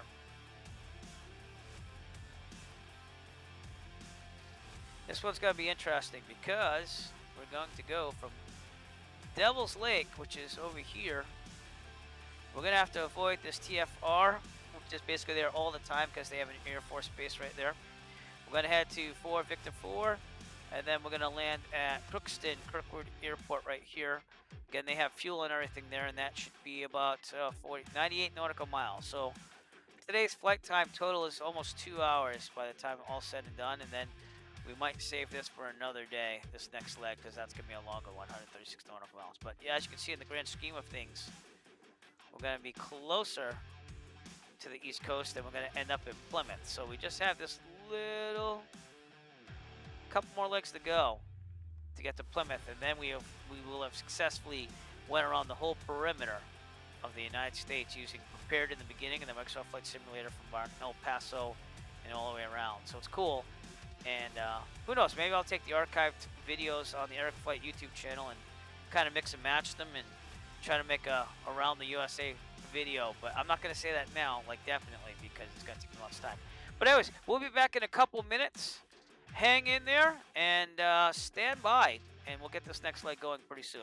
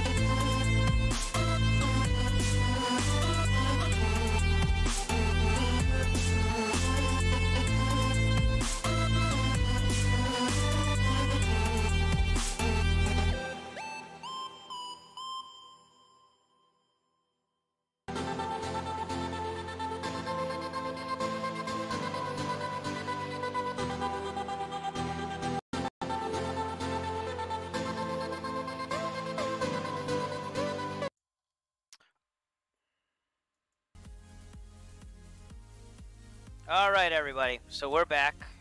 Things are looking good. So we're going to go on our next flight here. Let me just change the image of where we're going here now. Now we'll be going from Devils Lake, where we just left off literally a couple minutes ago.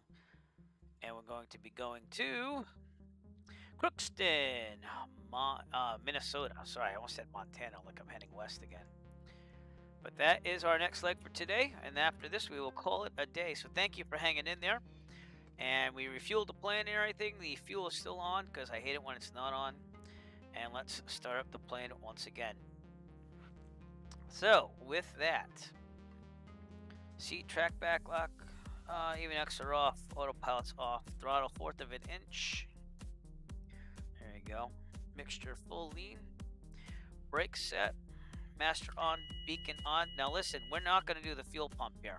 Seeing that we just flew it a couple minutes ago, if you had like within an hour, you could try it with just the, without priming it, basically with the fuel pump. So we're going to try that first. So here we go. In the real world, it might work, it might not work. If it didn't work, then I would do the fuel pump, but it's working just fine right now. So we're going to leave it. Okay, with that, oil pressure's in the green. Well, it would be in the green, but, you know, again, that's what it looks like.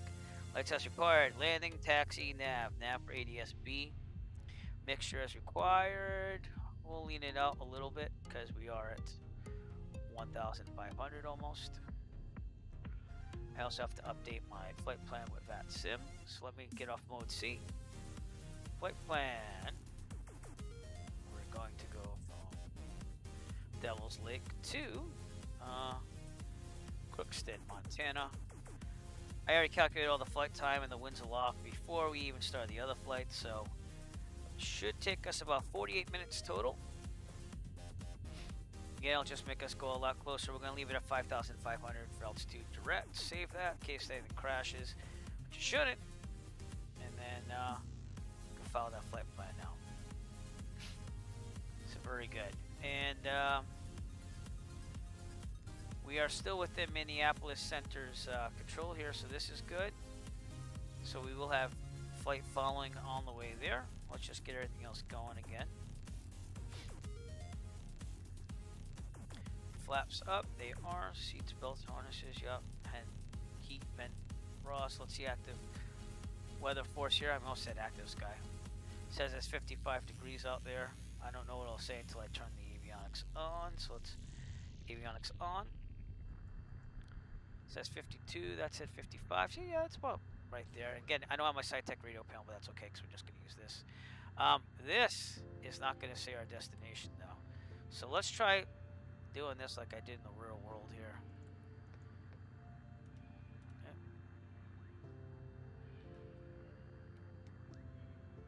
There we go.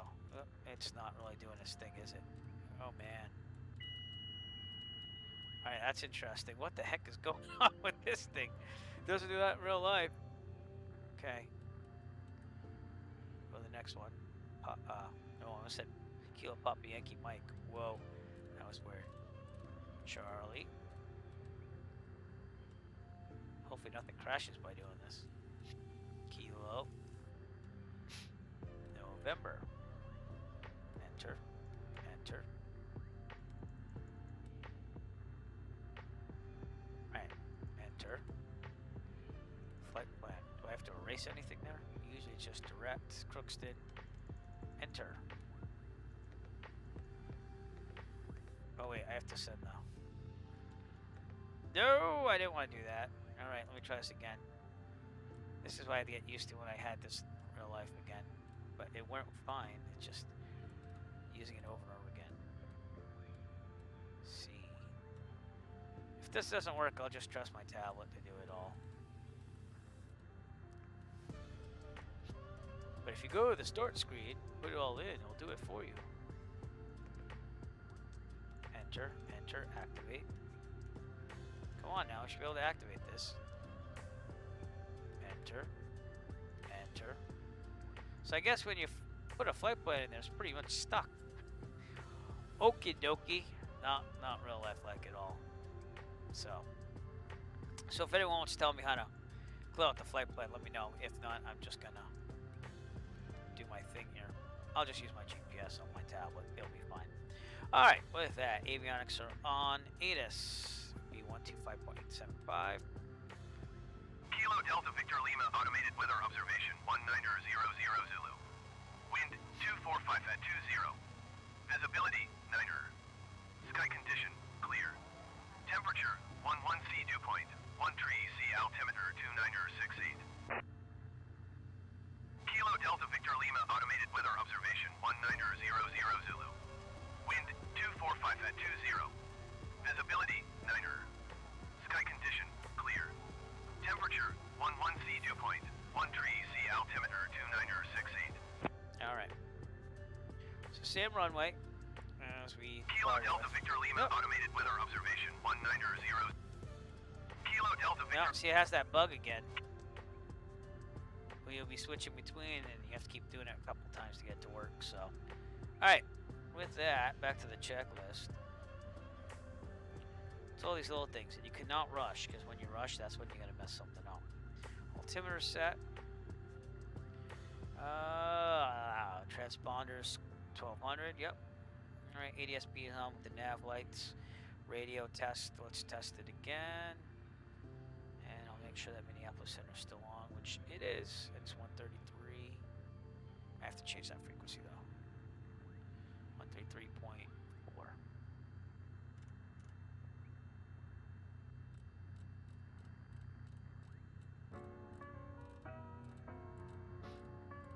So yeah, it'd be nice if the GPS would like work with real life, where you can clear out the flight plan and go direct. Is it clear? Do I push clear on that? I don't know. No clue. Flight plan. See this? It doesn't say anything active. So should just go direct, right? Activate should be yes. Enter accept. There's no way to get to the activate button, is there? Oh god. Alright, I'll try it one more time because I'm kind of angry about this already. Sorry if this isn't exciting. Oh. This is it. Last chance.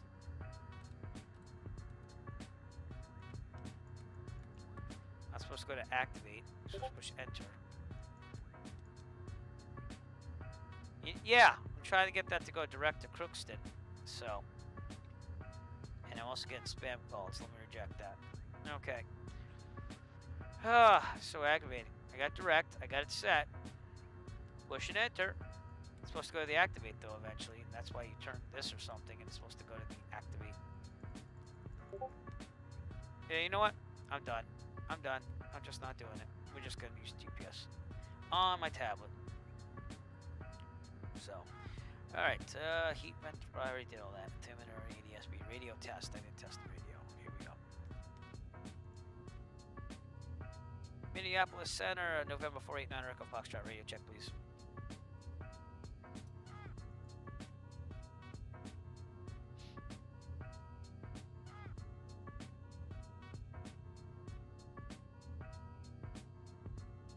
Okay, I guess we'll just go with it. Not really. He doesn't have much traffic, I think. There's like literally like 5 aircraft in this area, so that's center. But anyways, okay. Taxi light required brakes test. Because if he came back, I would actually use him. I don't have to at Class E. I could just head right out. So we're gonna head right out, I guess. All right, we landed on runway 21, so we will go out to runway 21. We're gonna have to do a back taxi on runway 213 to get to the end of that though. So that's what we're gonna have to do. Without further ado, let's get out there. Here we go. Oh, parking brake might help, huh? Brakes are good. Hopefully we won't kill this guy on our left. Watch out for the wing, bud.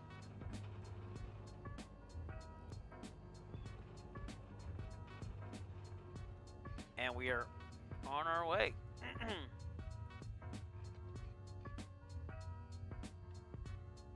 Okay, turn left on Alpha here.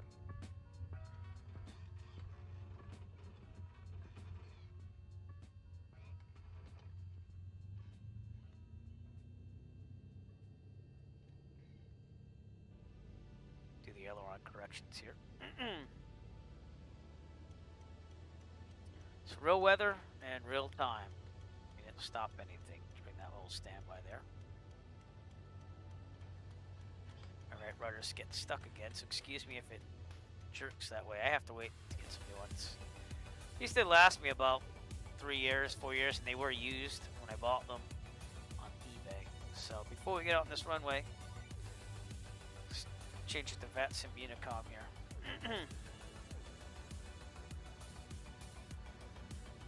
Devils Lake traffic, says 9 Echo Foxtrot, gonna back taxi runway 321 to take the active on runway 21, Devils Lake. Alright, here we go. I didn't see any traffic, but just to make sure. Right rudder, come on man, work with me today. Now it works fine. See, it's just, I don't know what it is, honestly. Works better than before when it wasn't clean, so. So my 3.5 hours was worth it just to keep things going. And there's actually a run-up area down here at the end of 2-1.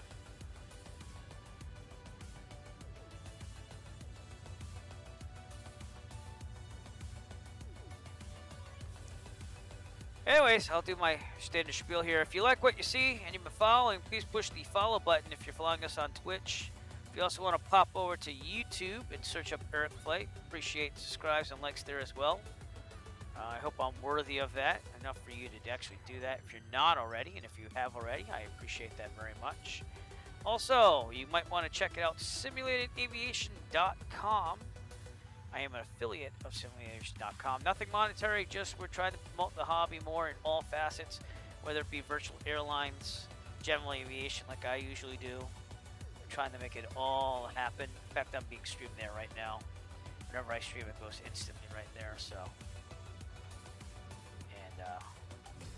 Appreciate them. And the last one I'd like to have a shout out for basically is the Virtual USA Flying Club.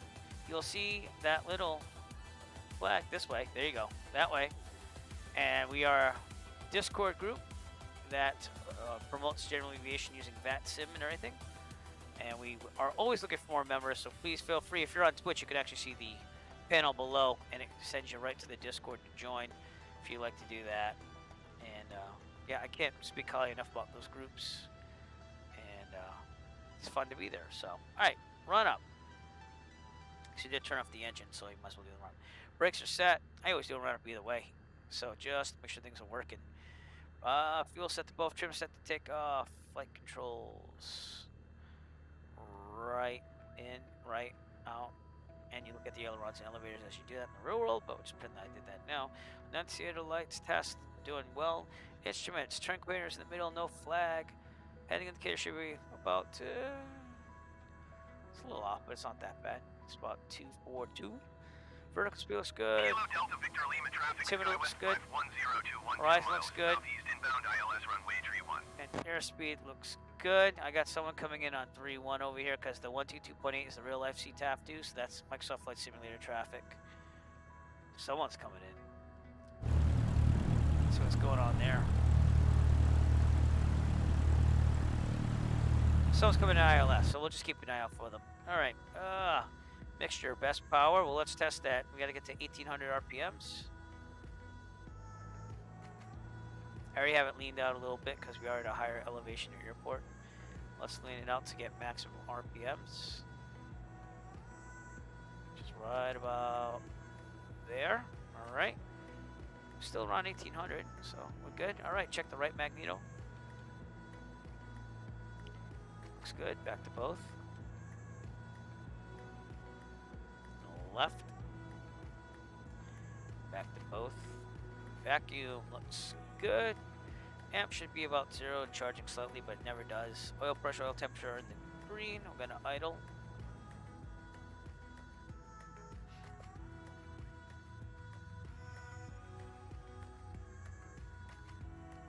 That's looking good. Alright, back to 1,000. If there's a problem on the takeoff hold, mechanical emergency or otherwise, we will abort takeoff and land directly out on the runway. If we are under, let's see, 2,300 feet, and there's a problem, mechanical emergency or otherwise, we will land directly. Have no more than 30-degree turns. Best glide speed is 68. If we're above 2,300 feet and there's a problem, mechanical emergency or otherwise, let me get the winds here again. I'll stop that. we will take a turn to the right and land downwind on the taxiway, the grass, the runway, whatever's available to us. Best glide speed is 68, and with that, we are going to take runway 21. We are on VATSIM, so we'll be on Unicom, which is 122.8. Strobes are going on at this time, and we are going to go right to runway 21. So. Kilo Delta Victor Lima traffic, SkyWest 51026 miles, southeast inbound ILS runway 31. He's far out, so I still have time, so. Devils Lake traffic, Cessna Echo Foxtrot departing runway 21, departure to the southeast, Devils Lake. And I'm looking just in case he said southwest, so. But I don't see anyone close here on Microsoft Flight Simulator traffic. That's what that's from. That's not from VATSIM. So VATSIM, you hear a real voice. So let's take the runway. And let's go.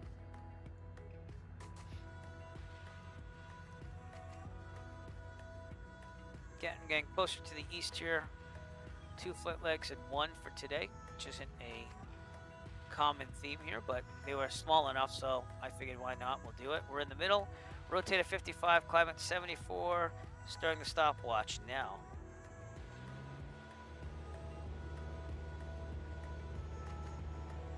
Alright, we're good. My right rudder is working better than it did before, so it might still catch. You might see it jerk, but that's because the rudder's not working that well. Alright, here we go. Let's go.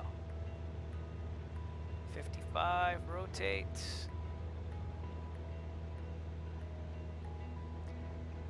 Climb at 74.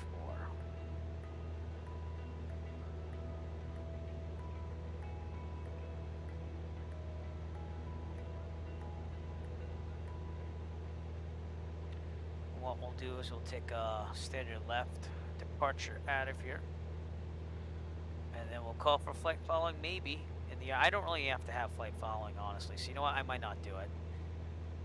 You didn't need me to. There's not lots of traffic out there or anything either, which I can see on the Vatastic website. So I think I'm good. I don't think I'm going to do flight following on this one. The real world, would I do it? Oh yeah, but I have approach, and there'd probably be lots more traffic to worry about. So. That way they can keep an eye on you. Regardless, it's ultimately up to you. You have to be looking out for traffic. So.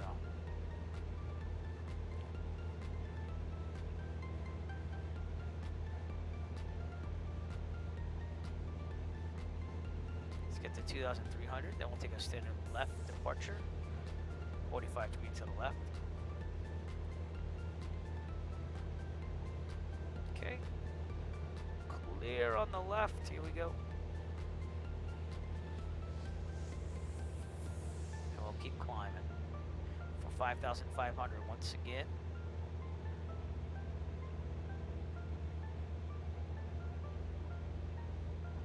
Right about there-ish. Okay, I've got to load my flight plan on my tablet. That's okay, because it's all saved. I just got to push load and active. Good. All right, so the first thing we're going to go to is we're going to go to 4 Victor 4. I have to turn left to go more on course. We're clear on the left again. So we'll take a left here. And goodbye, Devils Lake. We'll get a look at you once we're getting out of here. So.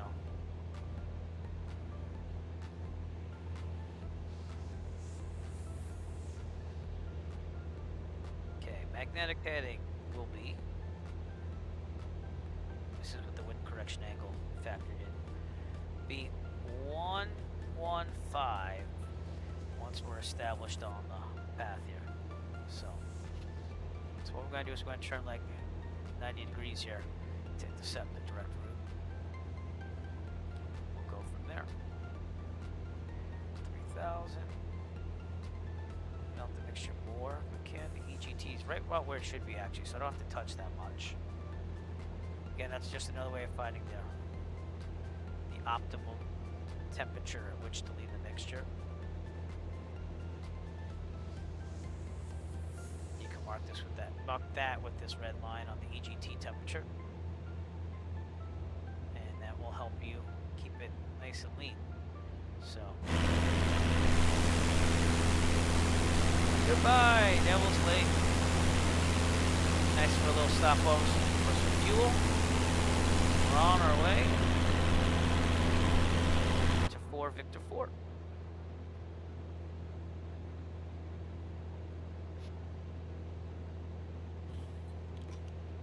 Trip up, I want to climb at 80 knots. A little fast still.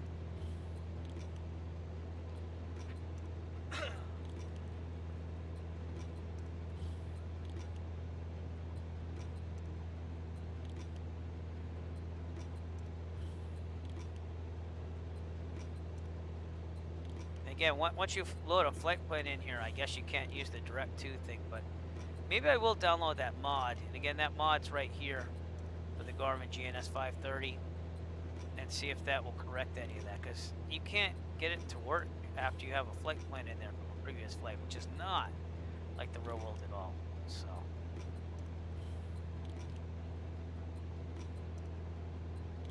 we all right about there? Should turn towards 115. Direct for 4 Victor 4. Our first checkpoint will be Stump Lake, also 5 Lima 0, which is an airport that will be to our north. Stump Lake will be to our south. So once I'm in between those, I know I am at that checkpoint, and we should be there in about 10 minutes or so. So maybe like 9 minutes.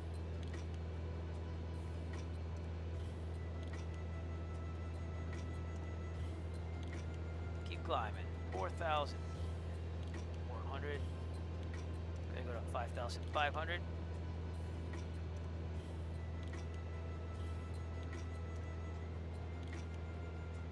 Again, the scenery getting more diverse as we get to the east here, so it's nice to see. You got a lot more woods and flat land and lakes. So don't see a lot of boats though in the ponds and stuff.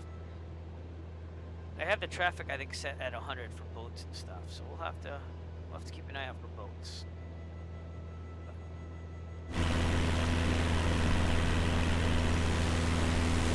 Very scenic little lake, and that's Devil's Lake. That's where Devil's Lake Airport got its name.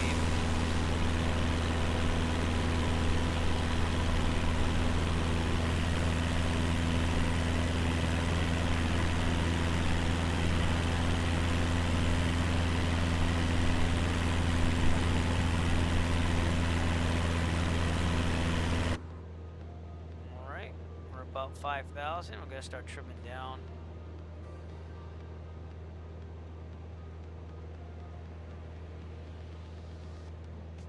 I forgot to put the strobes on, but I didn't.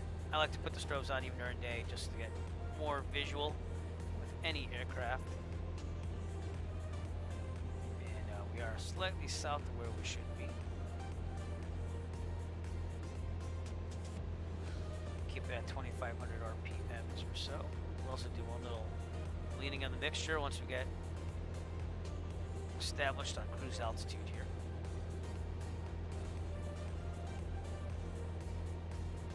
We're looking good. We are looking good.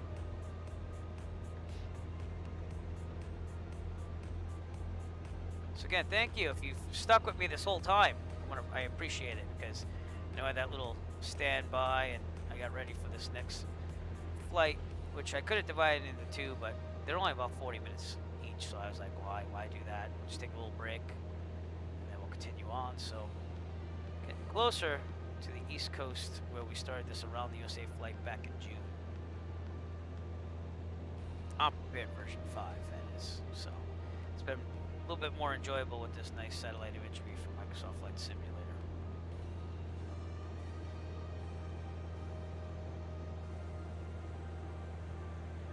I don't think we have to touch the mixture. That EGT is pretty standard there, so.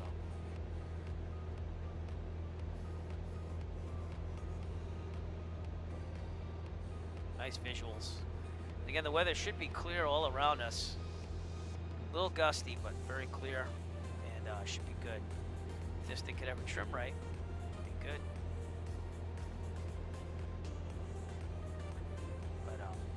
Yeah.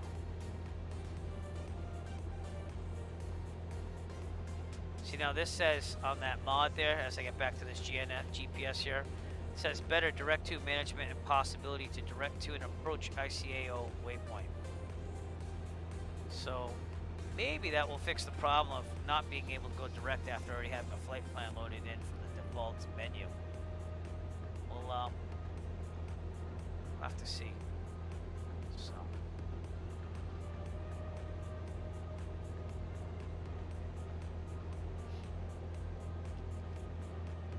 Come on now, trim up. I don't want to be here all day. Ah. Alright, Stump Lake will be coming up on our right. It not this one. Gotta get past that, and then it'll be a lake out here somewhere. Going a little fast there. So let's kick it back to about 2,500-ish. I want to be right about maneuvering speed, which is around 104. So 2,400 RPMs it is. That'll give us a little descent too, to get down to 5,500, maybe keep it there. And everything's looking good.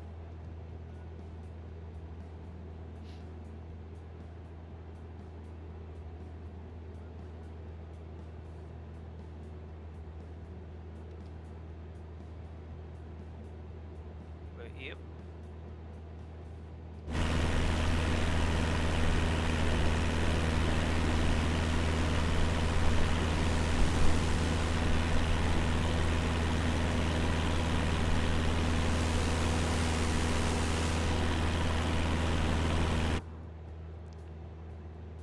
So, if I do get to it today, I'd like to edit that real old video like I've been saying for the Eric Flight YouTube channel. After this, I'll take a little break to try to do that and get one up there. It's been a while. It's not that I haven't been flying, it takes hours to make one of those. Because I have 3 different cameras, angles, 3 different cameras in the plane, and editing and decide which one to view. It gets a little intricate, so. But hopefully. And that would be my trip to Willimantic, Connecticut. So.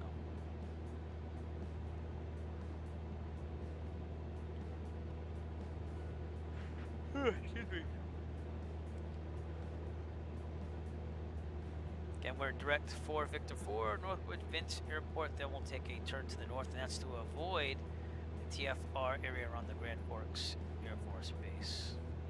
So, and I have to update my charts and stuff after all this flying too. So that's good.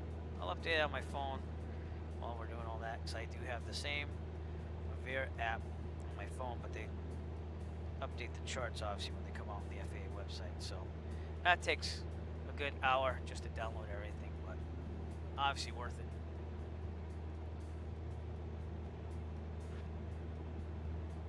So we're still using slightly old airport diagrams and chart supplement information, which isn't going to be a big problem on the simulator. But in the real world, you want the most updated. And I wish this trim would just stay where it is, because it's making me angry.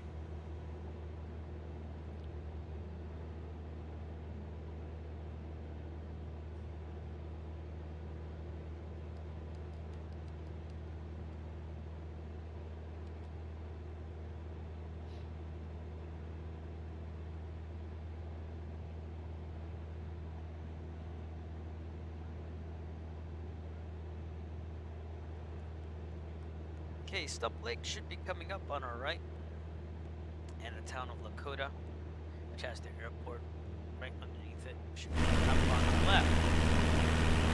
So this would be Stump Lake. Yep, here. Lakota will be a town near the road up there, so let's see.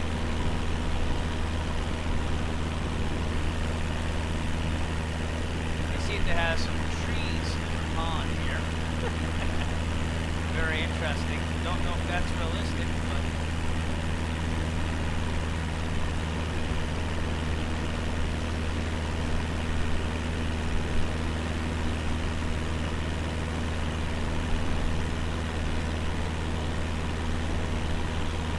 it's about there though. We got 13 minutes on the flight time here. I said 16 with top of climb, so it looks like it's going to be right around there. It's good planning on my part, and I want to level off at 5,500. I've had problems with the trim, so keep trying.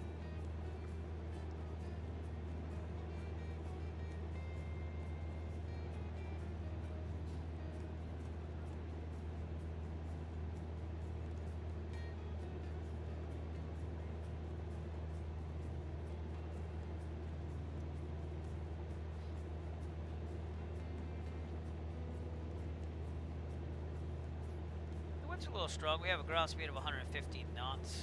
What did I calculate with this? I said it'd be 139, so it might take a little longer on checkpoint times. See what happens.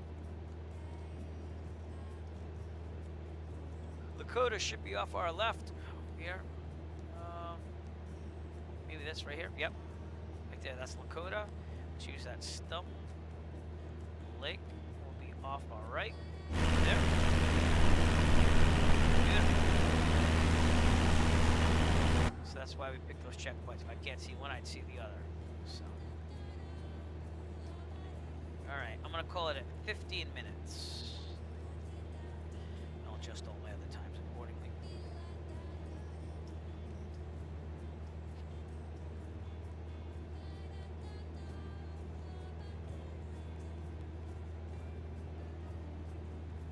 Alright, next checkpoint is a sideways T-shaped lake on the sectional, which we should see because it's a lake. We should be there in about 4 minutes, so. It's kind of hard because they had tons of lakes, but this one looks like it's in the shape of a T going, let me see if I get this right, this way. So, I had to do that backwards for the camera. So we'll be looking for that lake as we cross over it.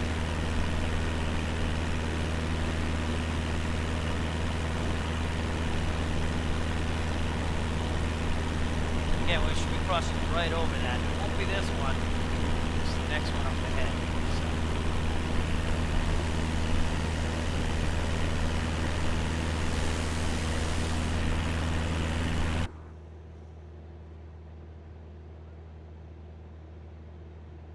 But yeah, it's just lots of open land here. It's kind of hard to pick some checkpoints.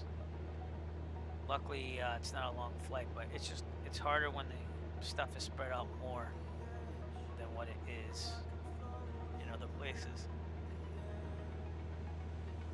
I almost never have a problem with a checkpoint up here in the northeast for real, when I fly for real, so that kind of tells you something right there.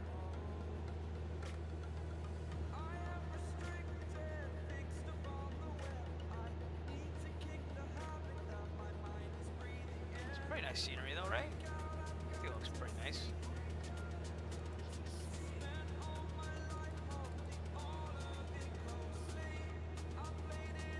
And I still have the heat on because it's 30 degrees Fahrenheit up here, according to this thing. Some people say that that was a problem with Weather Force 2, is that the outdoor air temperature would be different. But honestly, if you're higher up in the air, it makes sense to me.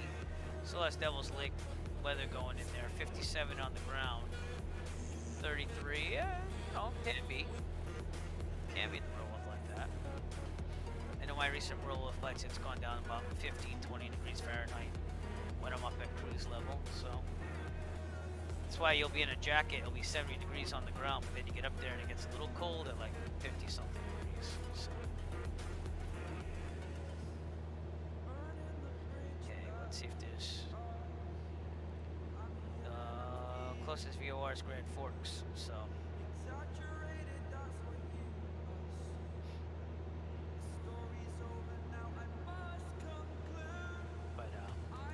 Definitely gonna have to fly more flights with the Cirrus.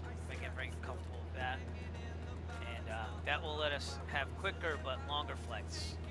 So in other words, I can take a longer flight and get in the same amount of time that I would in one of these, because it has a more powerful engine and goes faster, obviously. So you also land at like 20 knots higher than what you do in the Cessna because of that. But came in handy on the poker run the other day. USA Flying Club. So followed Rob's suggestion with that. She was like, I want to fly the Cirrus. I'm like, that makes sense. That we get to the airports with the limited amount of time we had. Almost didn't make it back. Almost didn't make it back. But with the Cirrus, it made it possible.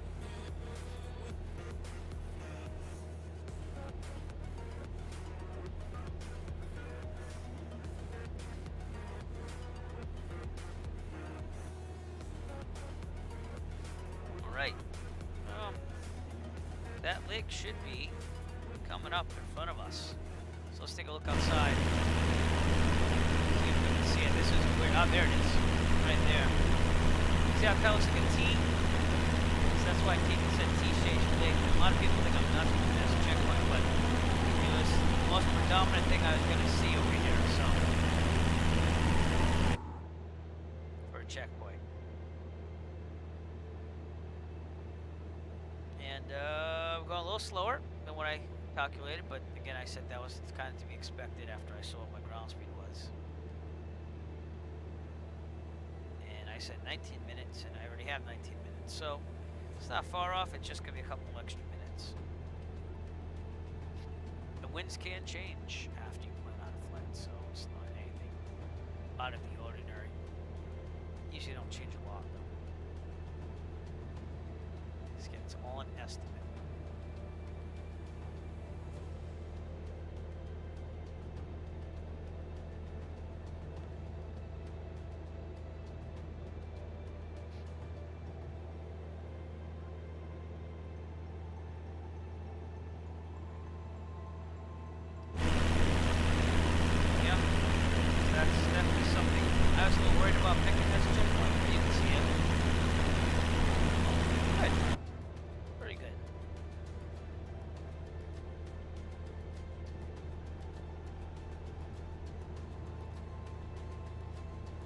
Alright, we'll call it 20 minutes. So we're a minute off so far. Not terrible. Just right.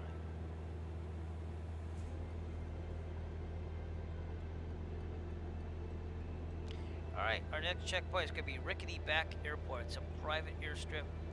Should be there in 3 minutes, believe it or not. Probably more like 4, but said 3 will be off alright. Not really, no. That's him. That's why he's so quiet on center, because he just what? 8 of us, plus he has approach going on in Minneapolis. So, but I didn't even plan on doing flight following now because just I don't think it was worth it, you know. But again, you wouldn't see that in real life. In real life, you'd have more planes, so I would be doing that in real life. I'd be on approach and getting flight following. But I'm just monitoring the Unicom, and you have the Microsoft Flight Simulator traffic, which isn't anything that simulated, and that's it. So yeah, I mean, it seems like when I was in Montana and stuff, there wasn't a lot of controllers to begin with. So, but it is what it is. As we get closer to the East Coast, obviously it's going to get busier. There's actually some turbulent convective stuff coming up in front of us, so that's why I'm kind of calling it a day. But we do remember when I started these flights in New York, that was interesting how I just went, we'll go through it, it'll be fine. And I was outside Manhattan, north of it, and there were lightning storms everywhere and stuff. So, but I think I'm good after this flight today, and we'll just keep it going. And hopefully in November we'll be landing in Plymouth. So. See what happens. But Boston Center's pretty clogged up right now. That's like my room. And someone's actually using the call sign for that 172M I fly, November 144 Bravo Foxtrot. So that's interesting. I'm starting to see my flight school's planes call signs going up there. So that's why I kind of switched to 489er Echo Foxtrot. I did 48990 was my check ride in the 152. So I took the 489er and I put Echo Foxtrot for Eric flight. I don't know. I'm thinking about splitting it up. I have an idea of maybe going to Canada with the Cirrus, because I have some family history in Canada, and although I don't really associate with that side of my family, I did some genealogy studies and stuff, family tree, and I might do it like a real world. We fly to Montreal, go through customs, and then go to I think it's Three Rivers Airport. It's right near Bécancour, Nicolet, outside Montreal near Quebec. So, thinking about recreating some flights I want to do in the real world. The Woodstock Festival site would be an awesome one to do. Again, if COVID goes away by summer, we're pretty good. I want to get those flights going this summer. And I don't know. I honestly haven't given a lot of thought. Probably more northeast flying and going to destinations where I'll practice on the sim by streaming and stuff. And that's all I basically do is I do like a around the USA thing, see the country, but then I take flights based on just what interests me in the real world. So might be cool to do the Mount Washington regional one. Definitely a place I want to go, maybe in spring. And someone the other day gave me the idea of going to Maine at the second tallest peak in New England, which was Mount.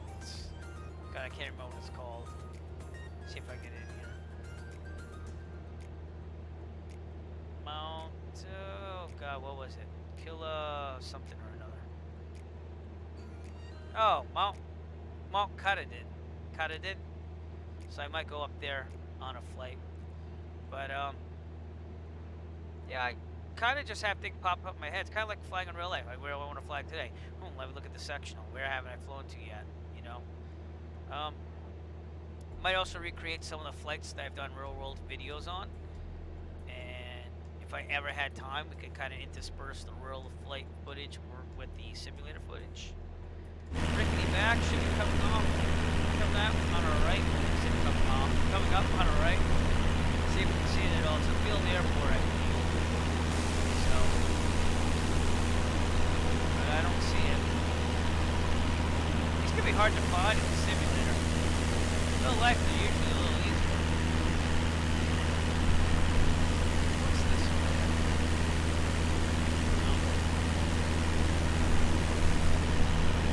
I usually look for hangars and stuff. This is it right here, maybe? That's what I'm thinking. So that's probably rickety back, and pull that at about 25, 26 minutes. And we're almost to 4 Victor Port. You know what I never updated? I never updated the Fly Live thing, so let me do that now. Sorry. Kilo Charlie, Kilo November. Okay. Now that gold bar at the top will show you where we are at about the flight. So, but it was kind of reading the old one right there. Alright, so I'd like to get into more different aircraft I don't fly in real life, honestly, because I think that'd be more interesting to people than me just flying the same aircraft over and over again. And it'd be interesting to me too, but I'd like to pursue that instrument rating in 2021. And that's why I'm building the cross-country time in real life, because if I get the 50 hours of cross-country time, then that will fulfill a big part of the instrument rating requirements, and then it's just getting the training in the IFR. So, which again, I have to review. I mean, I should be studying that book, and I got the book. I have to go buy the Jefferson book though. That's what my instructor told me to get, and go from there. But we'll have to do something. So, 4 Victor 4, which is our main waypoint. We're gonna go there. We're gonna be there in about, I said 8 minutes from now. So we'll see what that pops up to be. We'll go from there. So, but yeah, it's very much a just, hey, where do we want to fly today? Like right now if I went flying today, I wouldn't be flying because it's overcast at 2200, gusts up to 60. It's basically disgusting out, you know. So it's really not worth going up there and seeing things. But again, another thing that the whole Northeast looks pretty bad, except for a couple of places. So Connecticut has some places that you can go.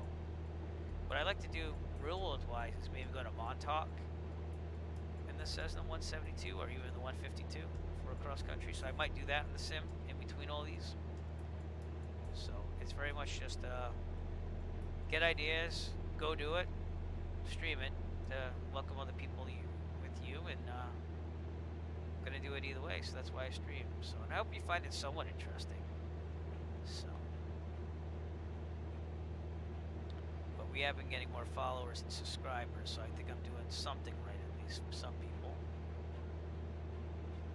And 4 Victor 4 should be coming ahead of us, right outside the city or town of Northwood.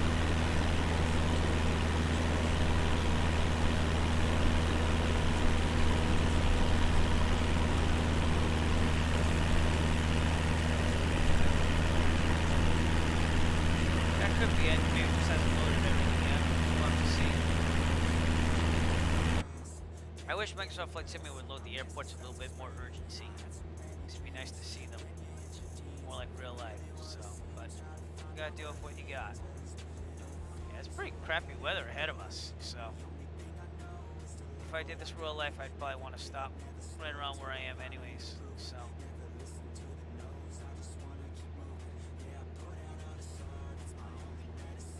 I'd like to do more with the e-bike, but it is going to get into winter there, so that's going to limit that as well. I'd like to get some real-world flying and get on the e-bike and visit places. Again, that's been hard with COVID. So, one of the reasons why I bought the bike. The other reason was to get more exercise.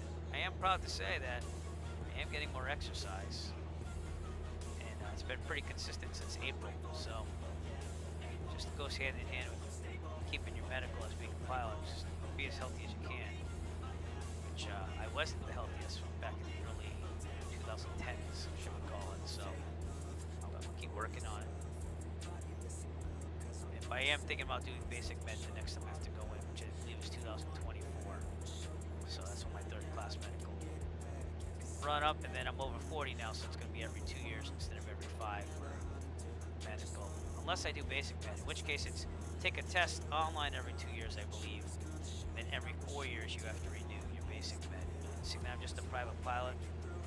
Don't really have any career-changing aspirations to become an airline pilot or anything. I think that would be good enough for me. My doctor so far has said that he would sign off on that, 'cause that's the other problem. Some doctors won't do basic med because they think it's a liability. But my doctor said he would be willing to do it. So, take advantage of it, I guess. It's there.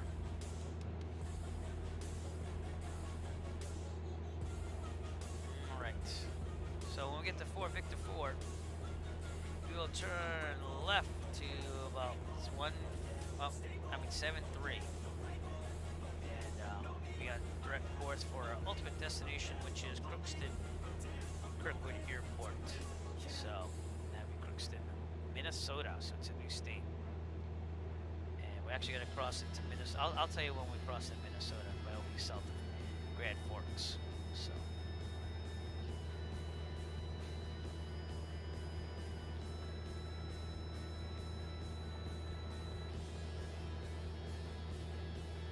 I think the last time I was on the simulator in North Dakota was when we did that fly into, is it Hewlett or something like that with Devil's Mountain? So I'm wondering where that would be in relation to where we are right now. I don't know.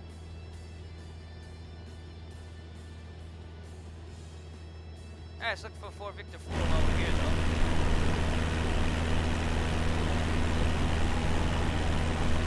Really don't see it. It should be out there somewhere.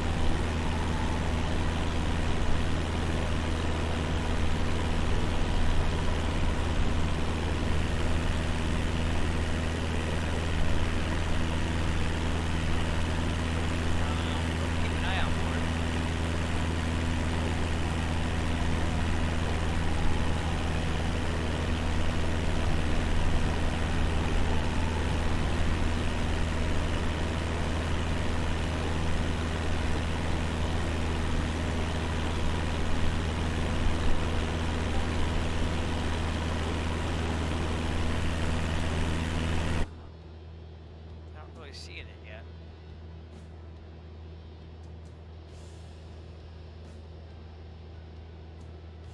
Is that it out there?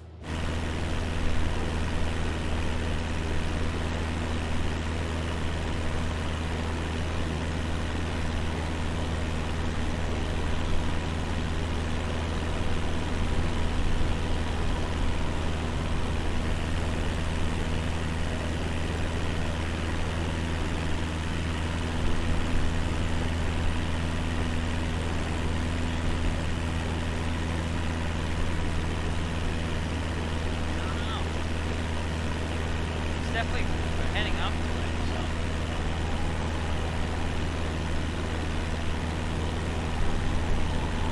Hi! 2-year-old on board once again. Hi, what's up? What? You want your seat? Is that what you said? Oh. No, you're not gonna have any iced tea. I know you just saw me took a swig of it, but no no iced tea because we know how that ends. Iced tea goes everywhere. It's all over Maddie. Right? Yeah. So, this is the last flight for today. Then we'll spend some time together, okay?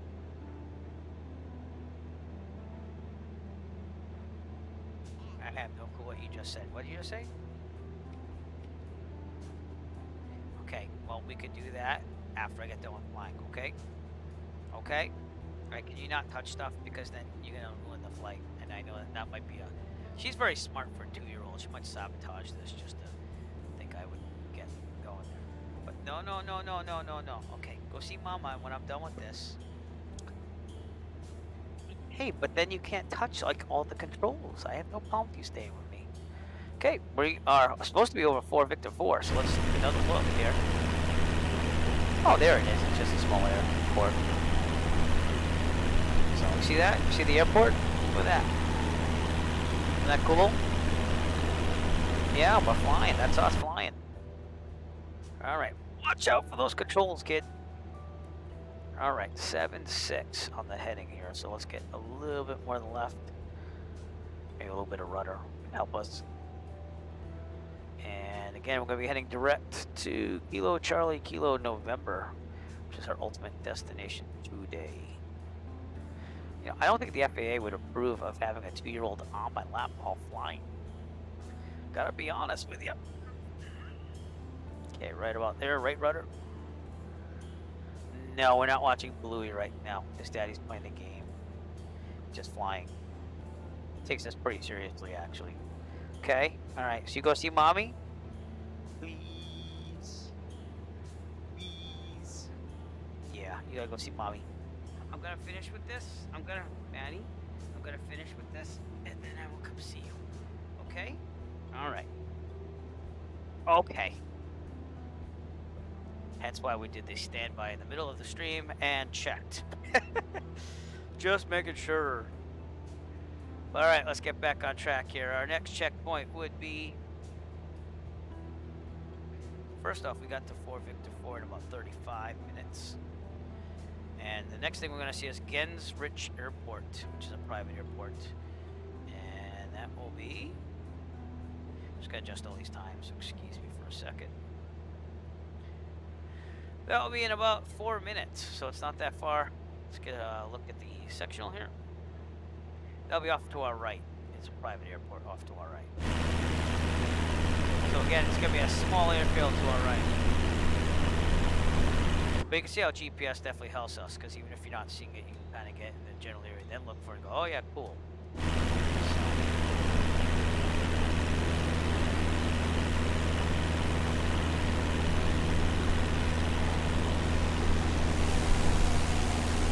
Victor 4 should have been somewhere back here.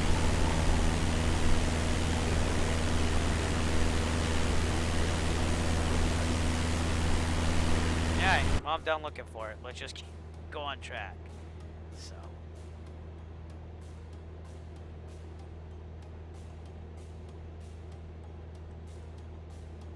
You okay? 2-year-old's still on board, everybody. What's the matter? Hurt your knee? You okay? Mm-hmm.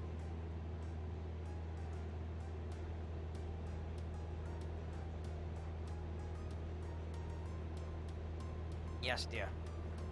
Oh, whoa. Let's not throw stuff off chairs here. You can sit there. I just have to move things. All right. Now she's definitely on board. She's going to be sitting in the chair next to me. All right, you good? What's the matter? I can't spin you around because I'm flying a plane.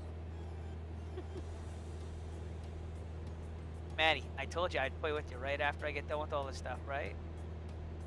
All right, so you got to let Daddy do this. We're only 20 minutes out. We can make this happen. Actually, it's more like 17, but still. Yes, Daddy. That is an egg shaker for when Daddy has classes online. Right, no touch. No touch. You get me very nervous when you get near that computer. Okay? Alright, Gensrich Airport off our right. Up and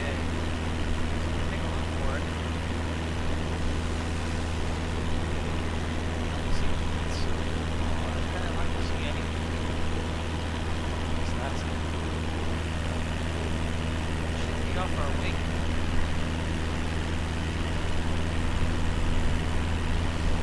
It's a private airport. It's hard to see that right there. Kind of looks like an airport.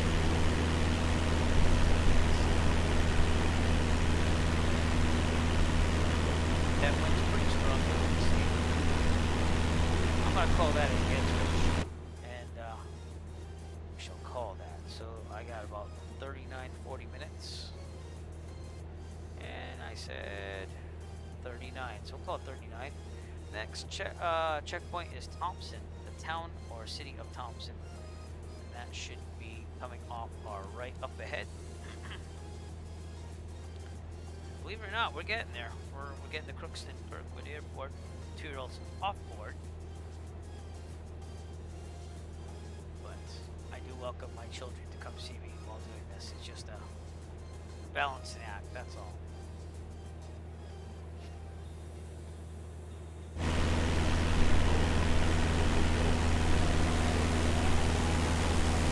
It's getting a little bit more, it's still rural, but it's a lot more greenery and stuff.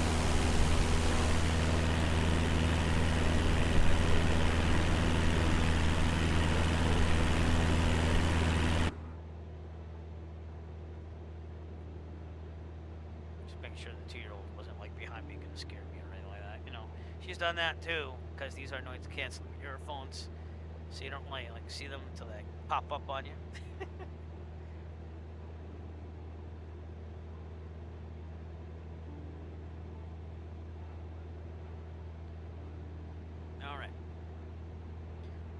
Thompson, here we come. Grand Forks, by the way, is north of us, so they would be out there. And that's why we went to Fort Victor 4 to avoid the TFR area around Grand Forks Air Force Base. But, we'll look outside and see if we can see anything there. I don't think we're gonna see anything, but just in case.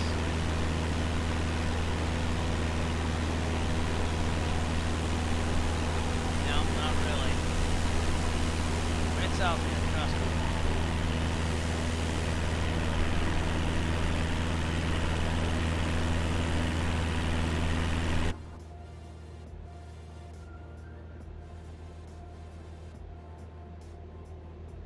Kind of miss cities, I won't lie. I kind of miss seeing big cities in this simulator while doing these flights. The West Coast was awesome. The Pacific Northwest was awesome, but again, as we hit Montana and stuff, yeah, it was rugged and cool at the mountains, but for me it gets a little, I don't want to say boring, a little bland. I'll use that word, a little bland as we get that part of the country. So it's getting a little more interesting, but I kind of miss cities by this point. So what I want to do too is I want to see how much longer in hours it would take me to fly the rest of the country here. So for what I have planned at least. So after today, it would take me in a 172 approximate 13 hours 45 minutes of flight time to make it back to London. And I'm doing that by putting in my next destination. Actually, I should probably. Alright. Should have probably not done that. But it's about 14 hours of flying left. So you figure about another 14 to 15, 16 flights left to go on this around the USA flights here. And we will be good. Thompson should be coming up off our right.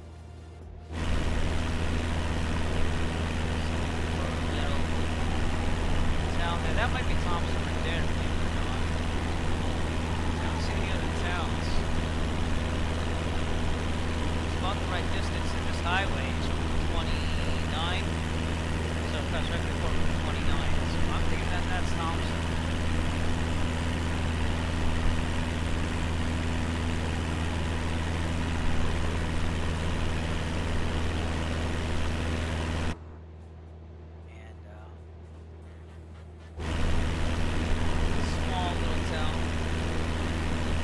always pick out schools. You ever notice that? Whenever you've been seeing things like the bigger buildings.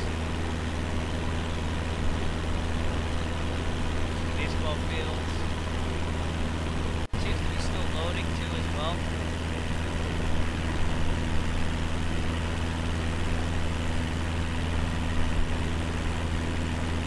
You see what kind of crabbing wind too. The wind's going that way, but we got crab into the wind a little bit, so things like that are interesting to me at least.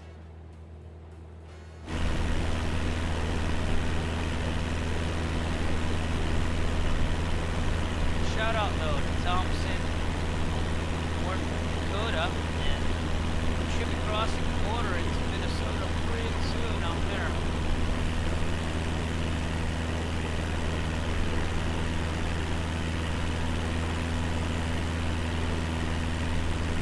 See, I'm not used to this because I'm in the Northeast. I'm from the Northeast, and we have like literally city after city.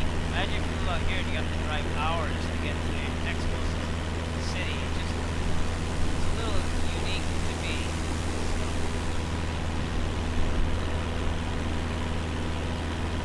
Right, that is Thompson. I got about 45, 46 minutes. What did I say? I said 44, so we'll say 45. Actually, we'll say 46. And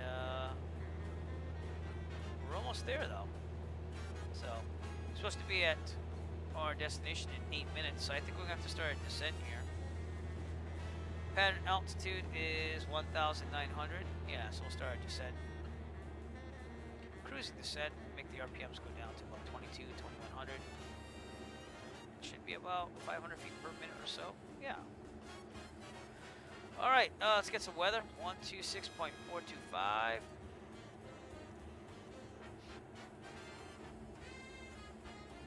And switch that over, see if they have weather. Kilo Charlie, Kilo They do. November, automated weather observation 2000 Zulu. Wind 184 at 66. Visibility 9er. Sky condition clear. Temperature 10 C dew point. 1 tree C altimeter 29er 65.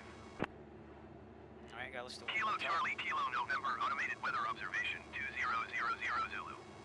Wind 184 at 66. Visibility 9er.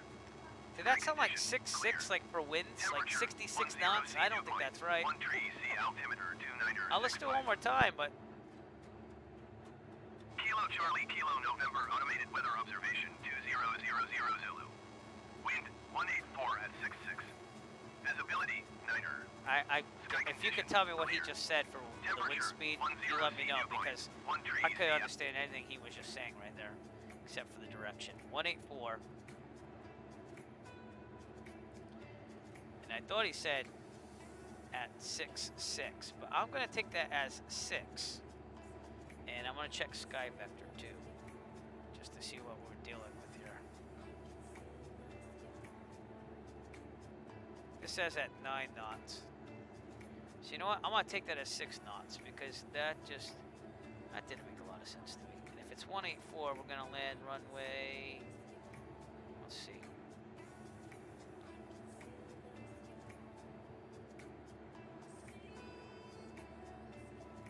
One 3 or 3-1, because that seems to be the paved. The rest of it's field. So, guess 1-3. Take runway 1-3. So what we're gonna do is, it's all left pattern here. We'll overfly the airfield. Actually, we could fly around it too. But now we'll overfly it. We'll overfly it at like 3,000 feet, and then hence why I'm slowing my descent. And then we'll set up do a little teardrop 45 left downwind runway 13.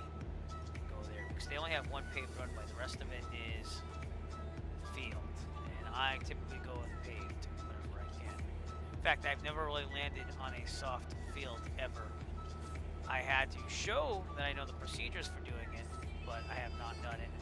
Hopefully next spring or summer we'll go to KDVL, which is Katama, which is on Martha's Vineyard, and land there. It's like right along the beach. So I actually went by the road for it when I was doing my e-bike descending. And it was quite interesting. So let's head right to the airport. We'll fly over 3,000. We'll also call over about 5 to 7 miles out. So these have been enjoyable flights today. So the scenery's definitely getting colorful, but still flat, a little bland to me. Can't wait till we start seeing more cities. And probably not gonna see cities for a little bit, but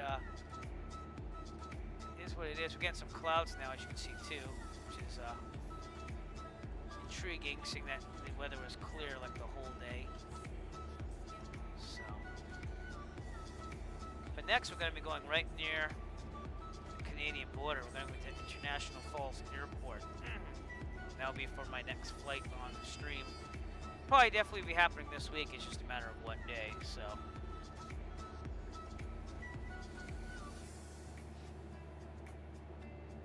Those clouds are definitely coming in. The clouds look really good. I can't remember the last time I saw clouds in this thing. So.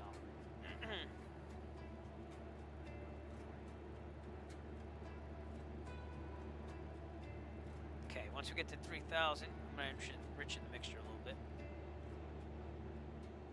Once we get to 3,000, we'll level it out and fly over the airport, which we're still 12 nautical miles out, so should be there about 7 minutes or so, according to the GPS.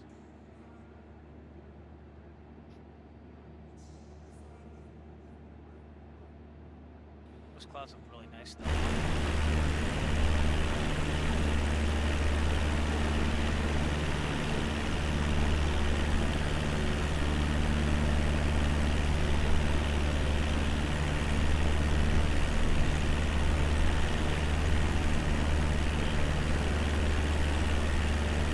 I'd like to do a coast-to-coast flight too as well.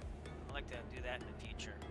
We just start in the east and go all the way to the west. So the hardest thing of that, again, will probably be the Rocky Mountains as we get out west to make sure that we have enough altitude to clear that. And then the clouds could be a problem too up there as well. So you got mountains on either side, so you can't really deviate as much as you can. So we'll see. There's a lot of things. I like to fly Florida again in this simulator because I didn't get to do it on these Around the USA flights because I was still using prepared because this wasn't out yet. So, but we had some good weather out there too, like rain and stuff. So it'd be nice to see those effects. Been flying in pretty good weather, especially the recent couple flights. It's been clear and beautiful. So we are going direct to Crookston Kirkwood Airport. Minnesota. By the way, we did cross over to Minnesota a little while back, so we are now in Minnesota on our Around the USA flights and making our way back to the east of Plymouth, Massachusetts, my real life home base.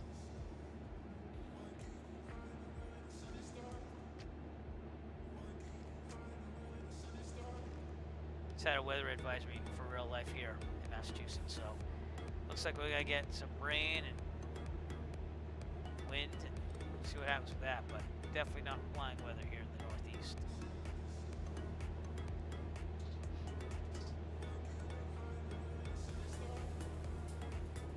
You know what I might do too? I might plan a flight to stop at all these places now that we have satellite imagery. Stop at places that have like things to see, like Devil's Mountain and Hewlett, for example, and Fort Knox. Stuff like that. We'll just do like a first flight airport. That'd be kind of cool. Hit all these destinations like it's a road trip or something. But that'll take some planning too. So I'd like to get the Around the USA flight started first, hopefully by November, and then we'll go from there. So maybe we'll do something like that where I plan that all out. We can check out some sites together. So okay, we're about 3,000, so I'm going to increase the RPM. So I'm also going to go almost full rich on the mixture. I'll just go full rich. It's not going to make a big difference.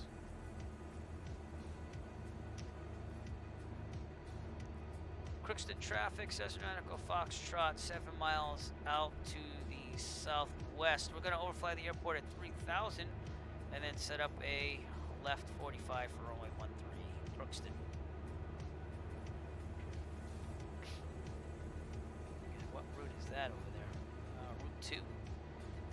to everybody. It goes right to Crookston. And the airport should be right out in front of us. Very flat out here, huh?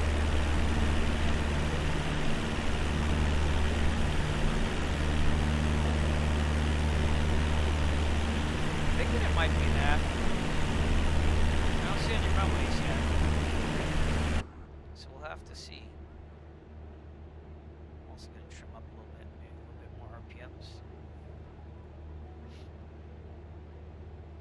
The winds are a little strong out here, even in the simulator. They're, I have to crab into it a little bit, sorry. Try to get that sensitive fold again. We'll get a good look at the airport by overflying it too, so.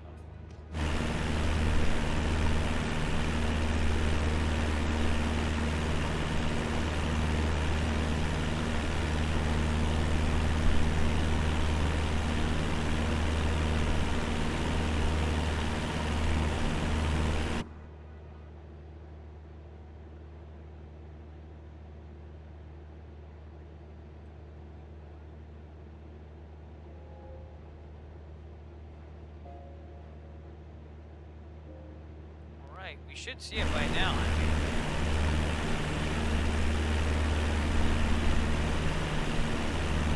There it is. It's right over there. Okay. See, but the runway didn't load right away. So that's what I'm saying. If Microsoft Flight Simulator just gave a little more priority to loading airports before the rest of the scenery, it'd be nice, because we should have been able to see that about 5 miles out at least.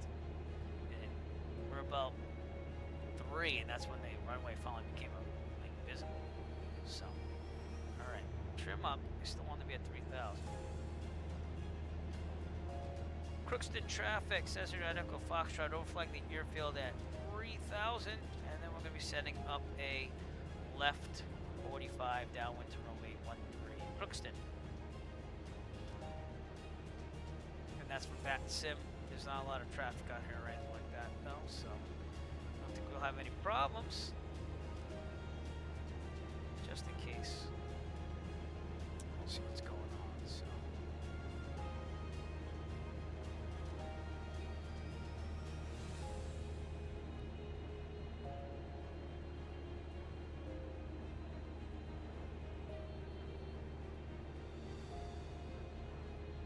I also think we're going to try our first raid at the end of all of this stuff for Twitch. I've never done a raid before, but I've been told to try to do them, and I've had people raid me, so I think it's only fair that I try to. So stay tuned, and we'll see what we can do with that first raid of all time for Eric Flight. Even if we're not strong in number, we're strong in heart. So, all right, we're all flagging the airfield at 3,000. We're going to continue our descent pretty soon to 1,900. In fact, we'll do that now. Just checking mixtures all the way in. And we'll take a teardrop to the right and have a 45 to runway. Come on now. To runway 13. Yeah, see, it already said I had landing site over the airport, but just have to hold it and say direct to, and it'll do it.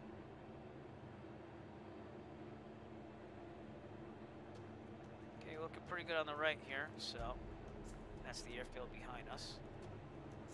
Just want to descend. Come on, give me some descent here. Because I had to trim up to keep it at 3,000.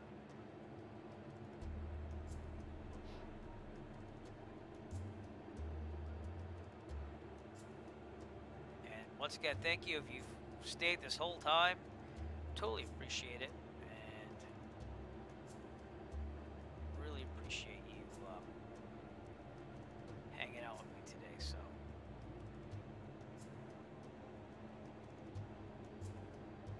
It's our final destination for today, Crookston Airport here in Minnesota. Okay, we're gonna make a slow turn to the right. That's why I'm looking to the right, clear on the right. I'll keep this descent going down to 1,900 feet.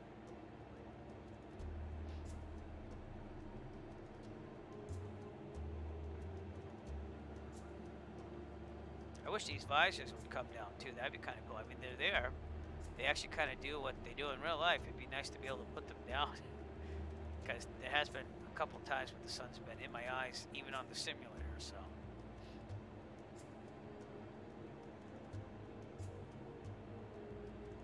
We should see the airfield.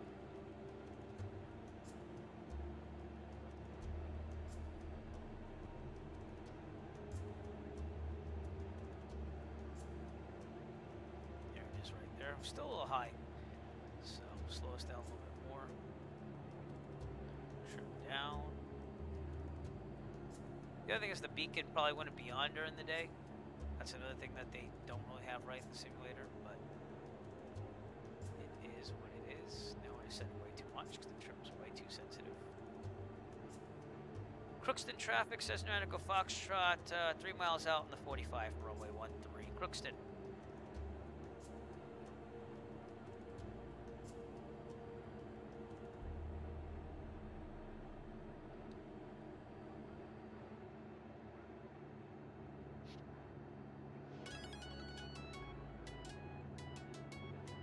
Alright, doing pretty good here, and we'll just get this landing, and we'll check out the airport and the drone like I usually do, and we'll call it a day.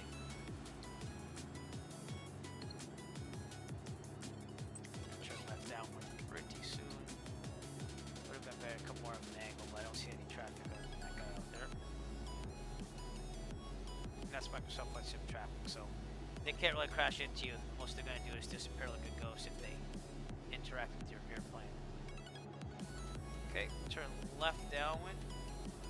Right about where we should be for pattern altitude, so we'll increase the RPMs a little bit.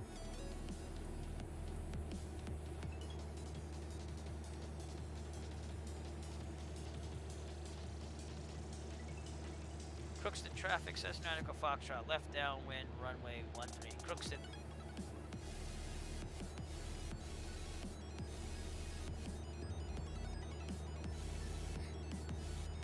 Okay, looking pretty good. We're already beating the numbers, so I'm going to go to 1700 now. And under 110 knots, we're going to equal this out here. There we go. 10 degrees of flaps right there, angle down. There we go. It's a little bumpy, so we got to watch that speed there. I have to go to 1500, but that wind's pushing us. 184, huh? Yeah. It's pretty strong. Alright, we're gonna turn left base, clear on the left. Hi, how's it going? Nice to see you again.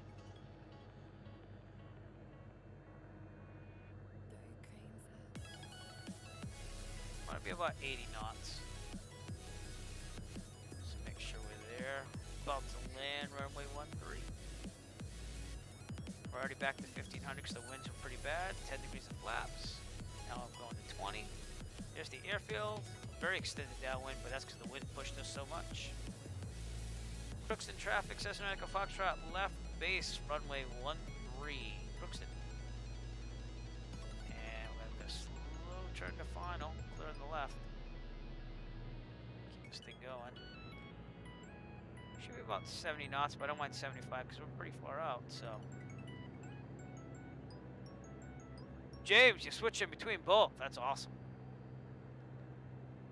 There we go, runway 13. Now we can see everything. We're a little low, so I'm gonna increase the RPMs a little bit, just level it out. And I got my plate here, but there's no real airport diagram, so I'm figuring we have to go on the left once we land.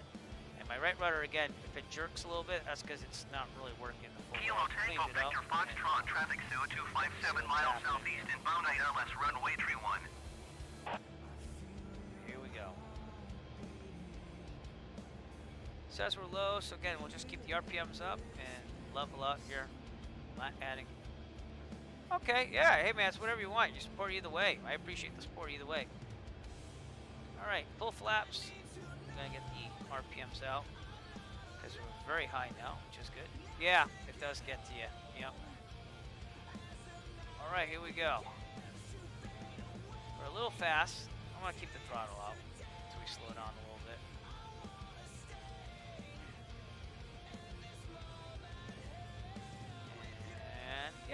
well now. Should be about 65. Just those winds I got to worry about coming from my right, but it's not like real life because they would be pushing me a little bit as I get down here. Left rudder, sorry. Okay, flaps up. We are good. We're good. Aerodynamic braking. You pull back the yoke. The problem is when you pull back the yoke in this one, it wants to fly again, which is not really lifelike.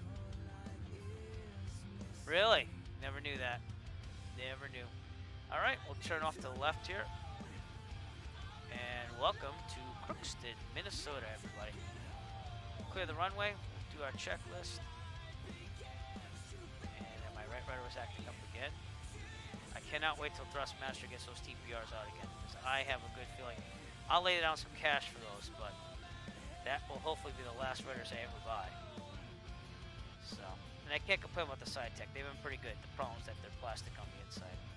All right, flaps up, strobes off. Bam, landing light I like to leave on, taxi I like to leave on, trim set for takeoff, it basically is. There we go. Alright, so we are going to turn, I guess go straight ahead, figure out if there's any parking there, because I don't know where the parking is. So there's a fuel truck there, and there's fuel, so. Kilo Tango Victor Foxtrot, traffic zone 255 miles southeast inbound ILS runway 31. Fort Worth? You mean Fort Worth? Or is that an actual joke? Because that was pretty good.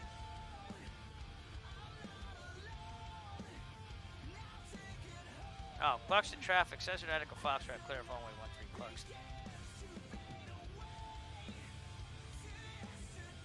Nice.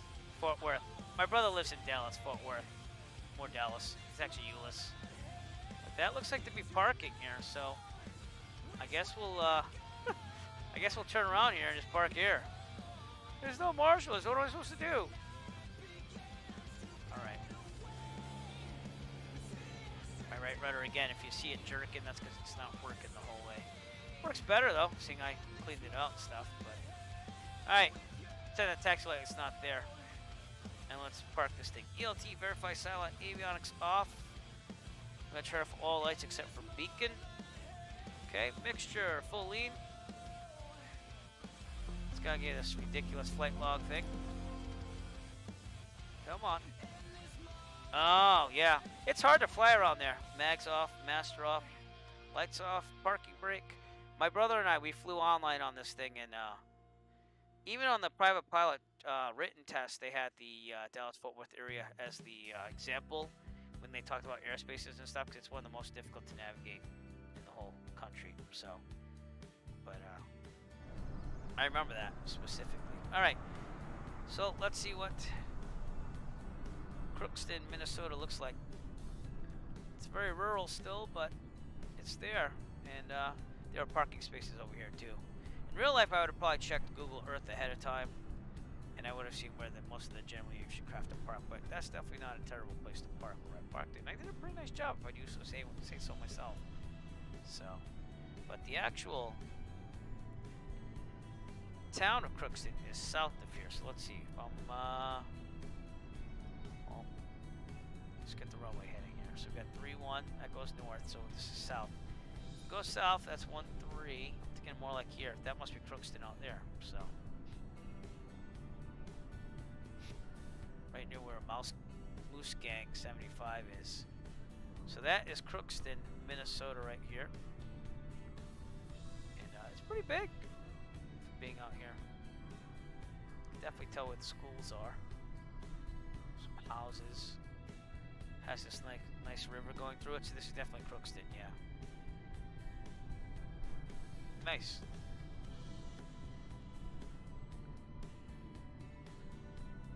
But we are making our way back to the east.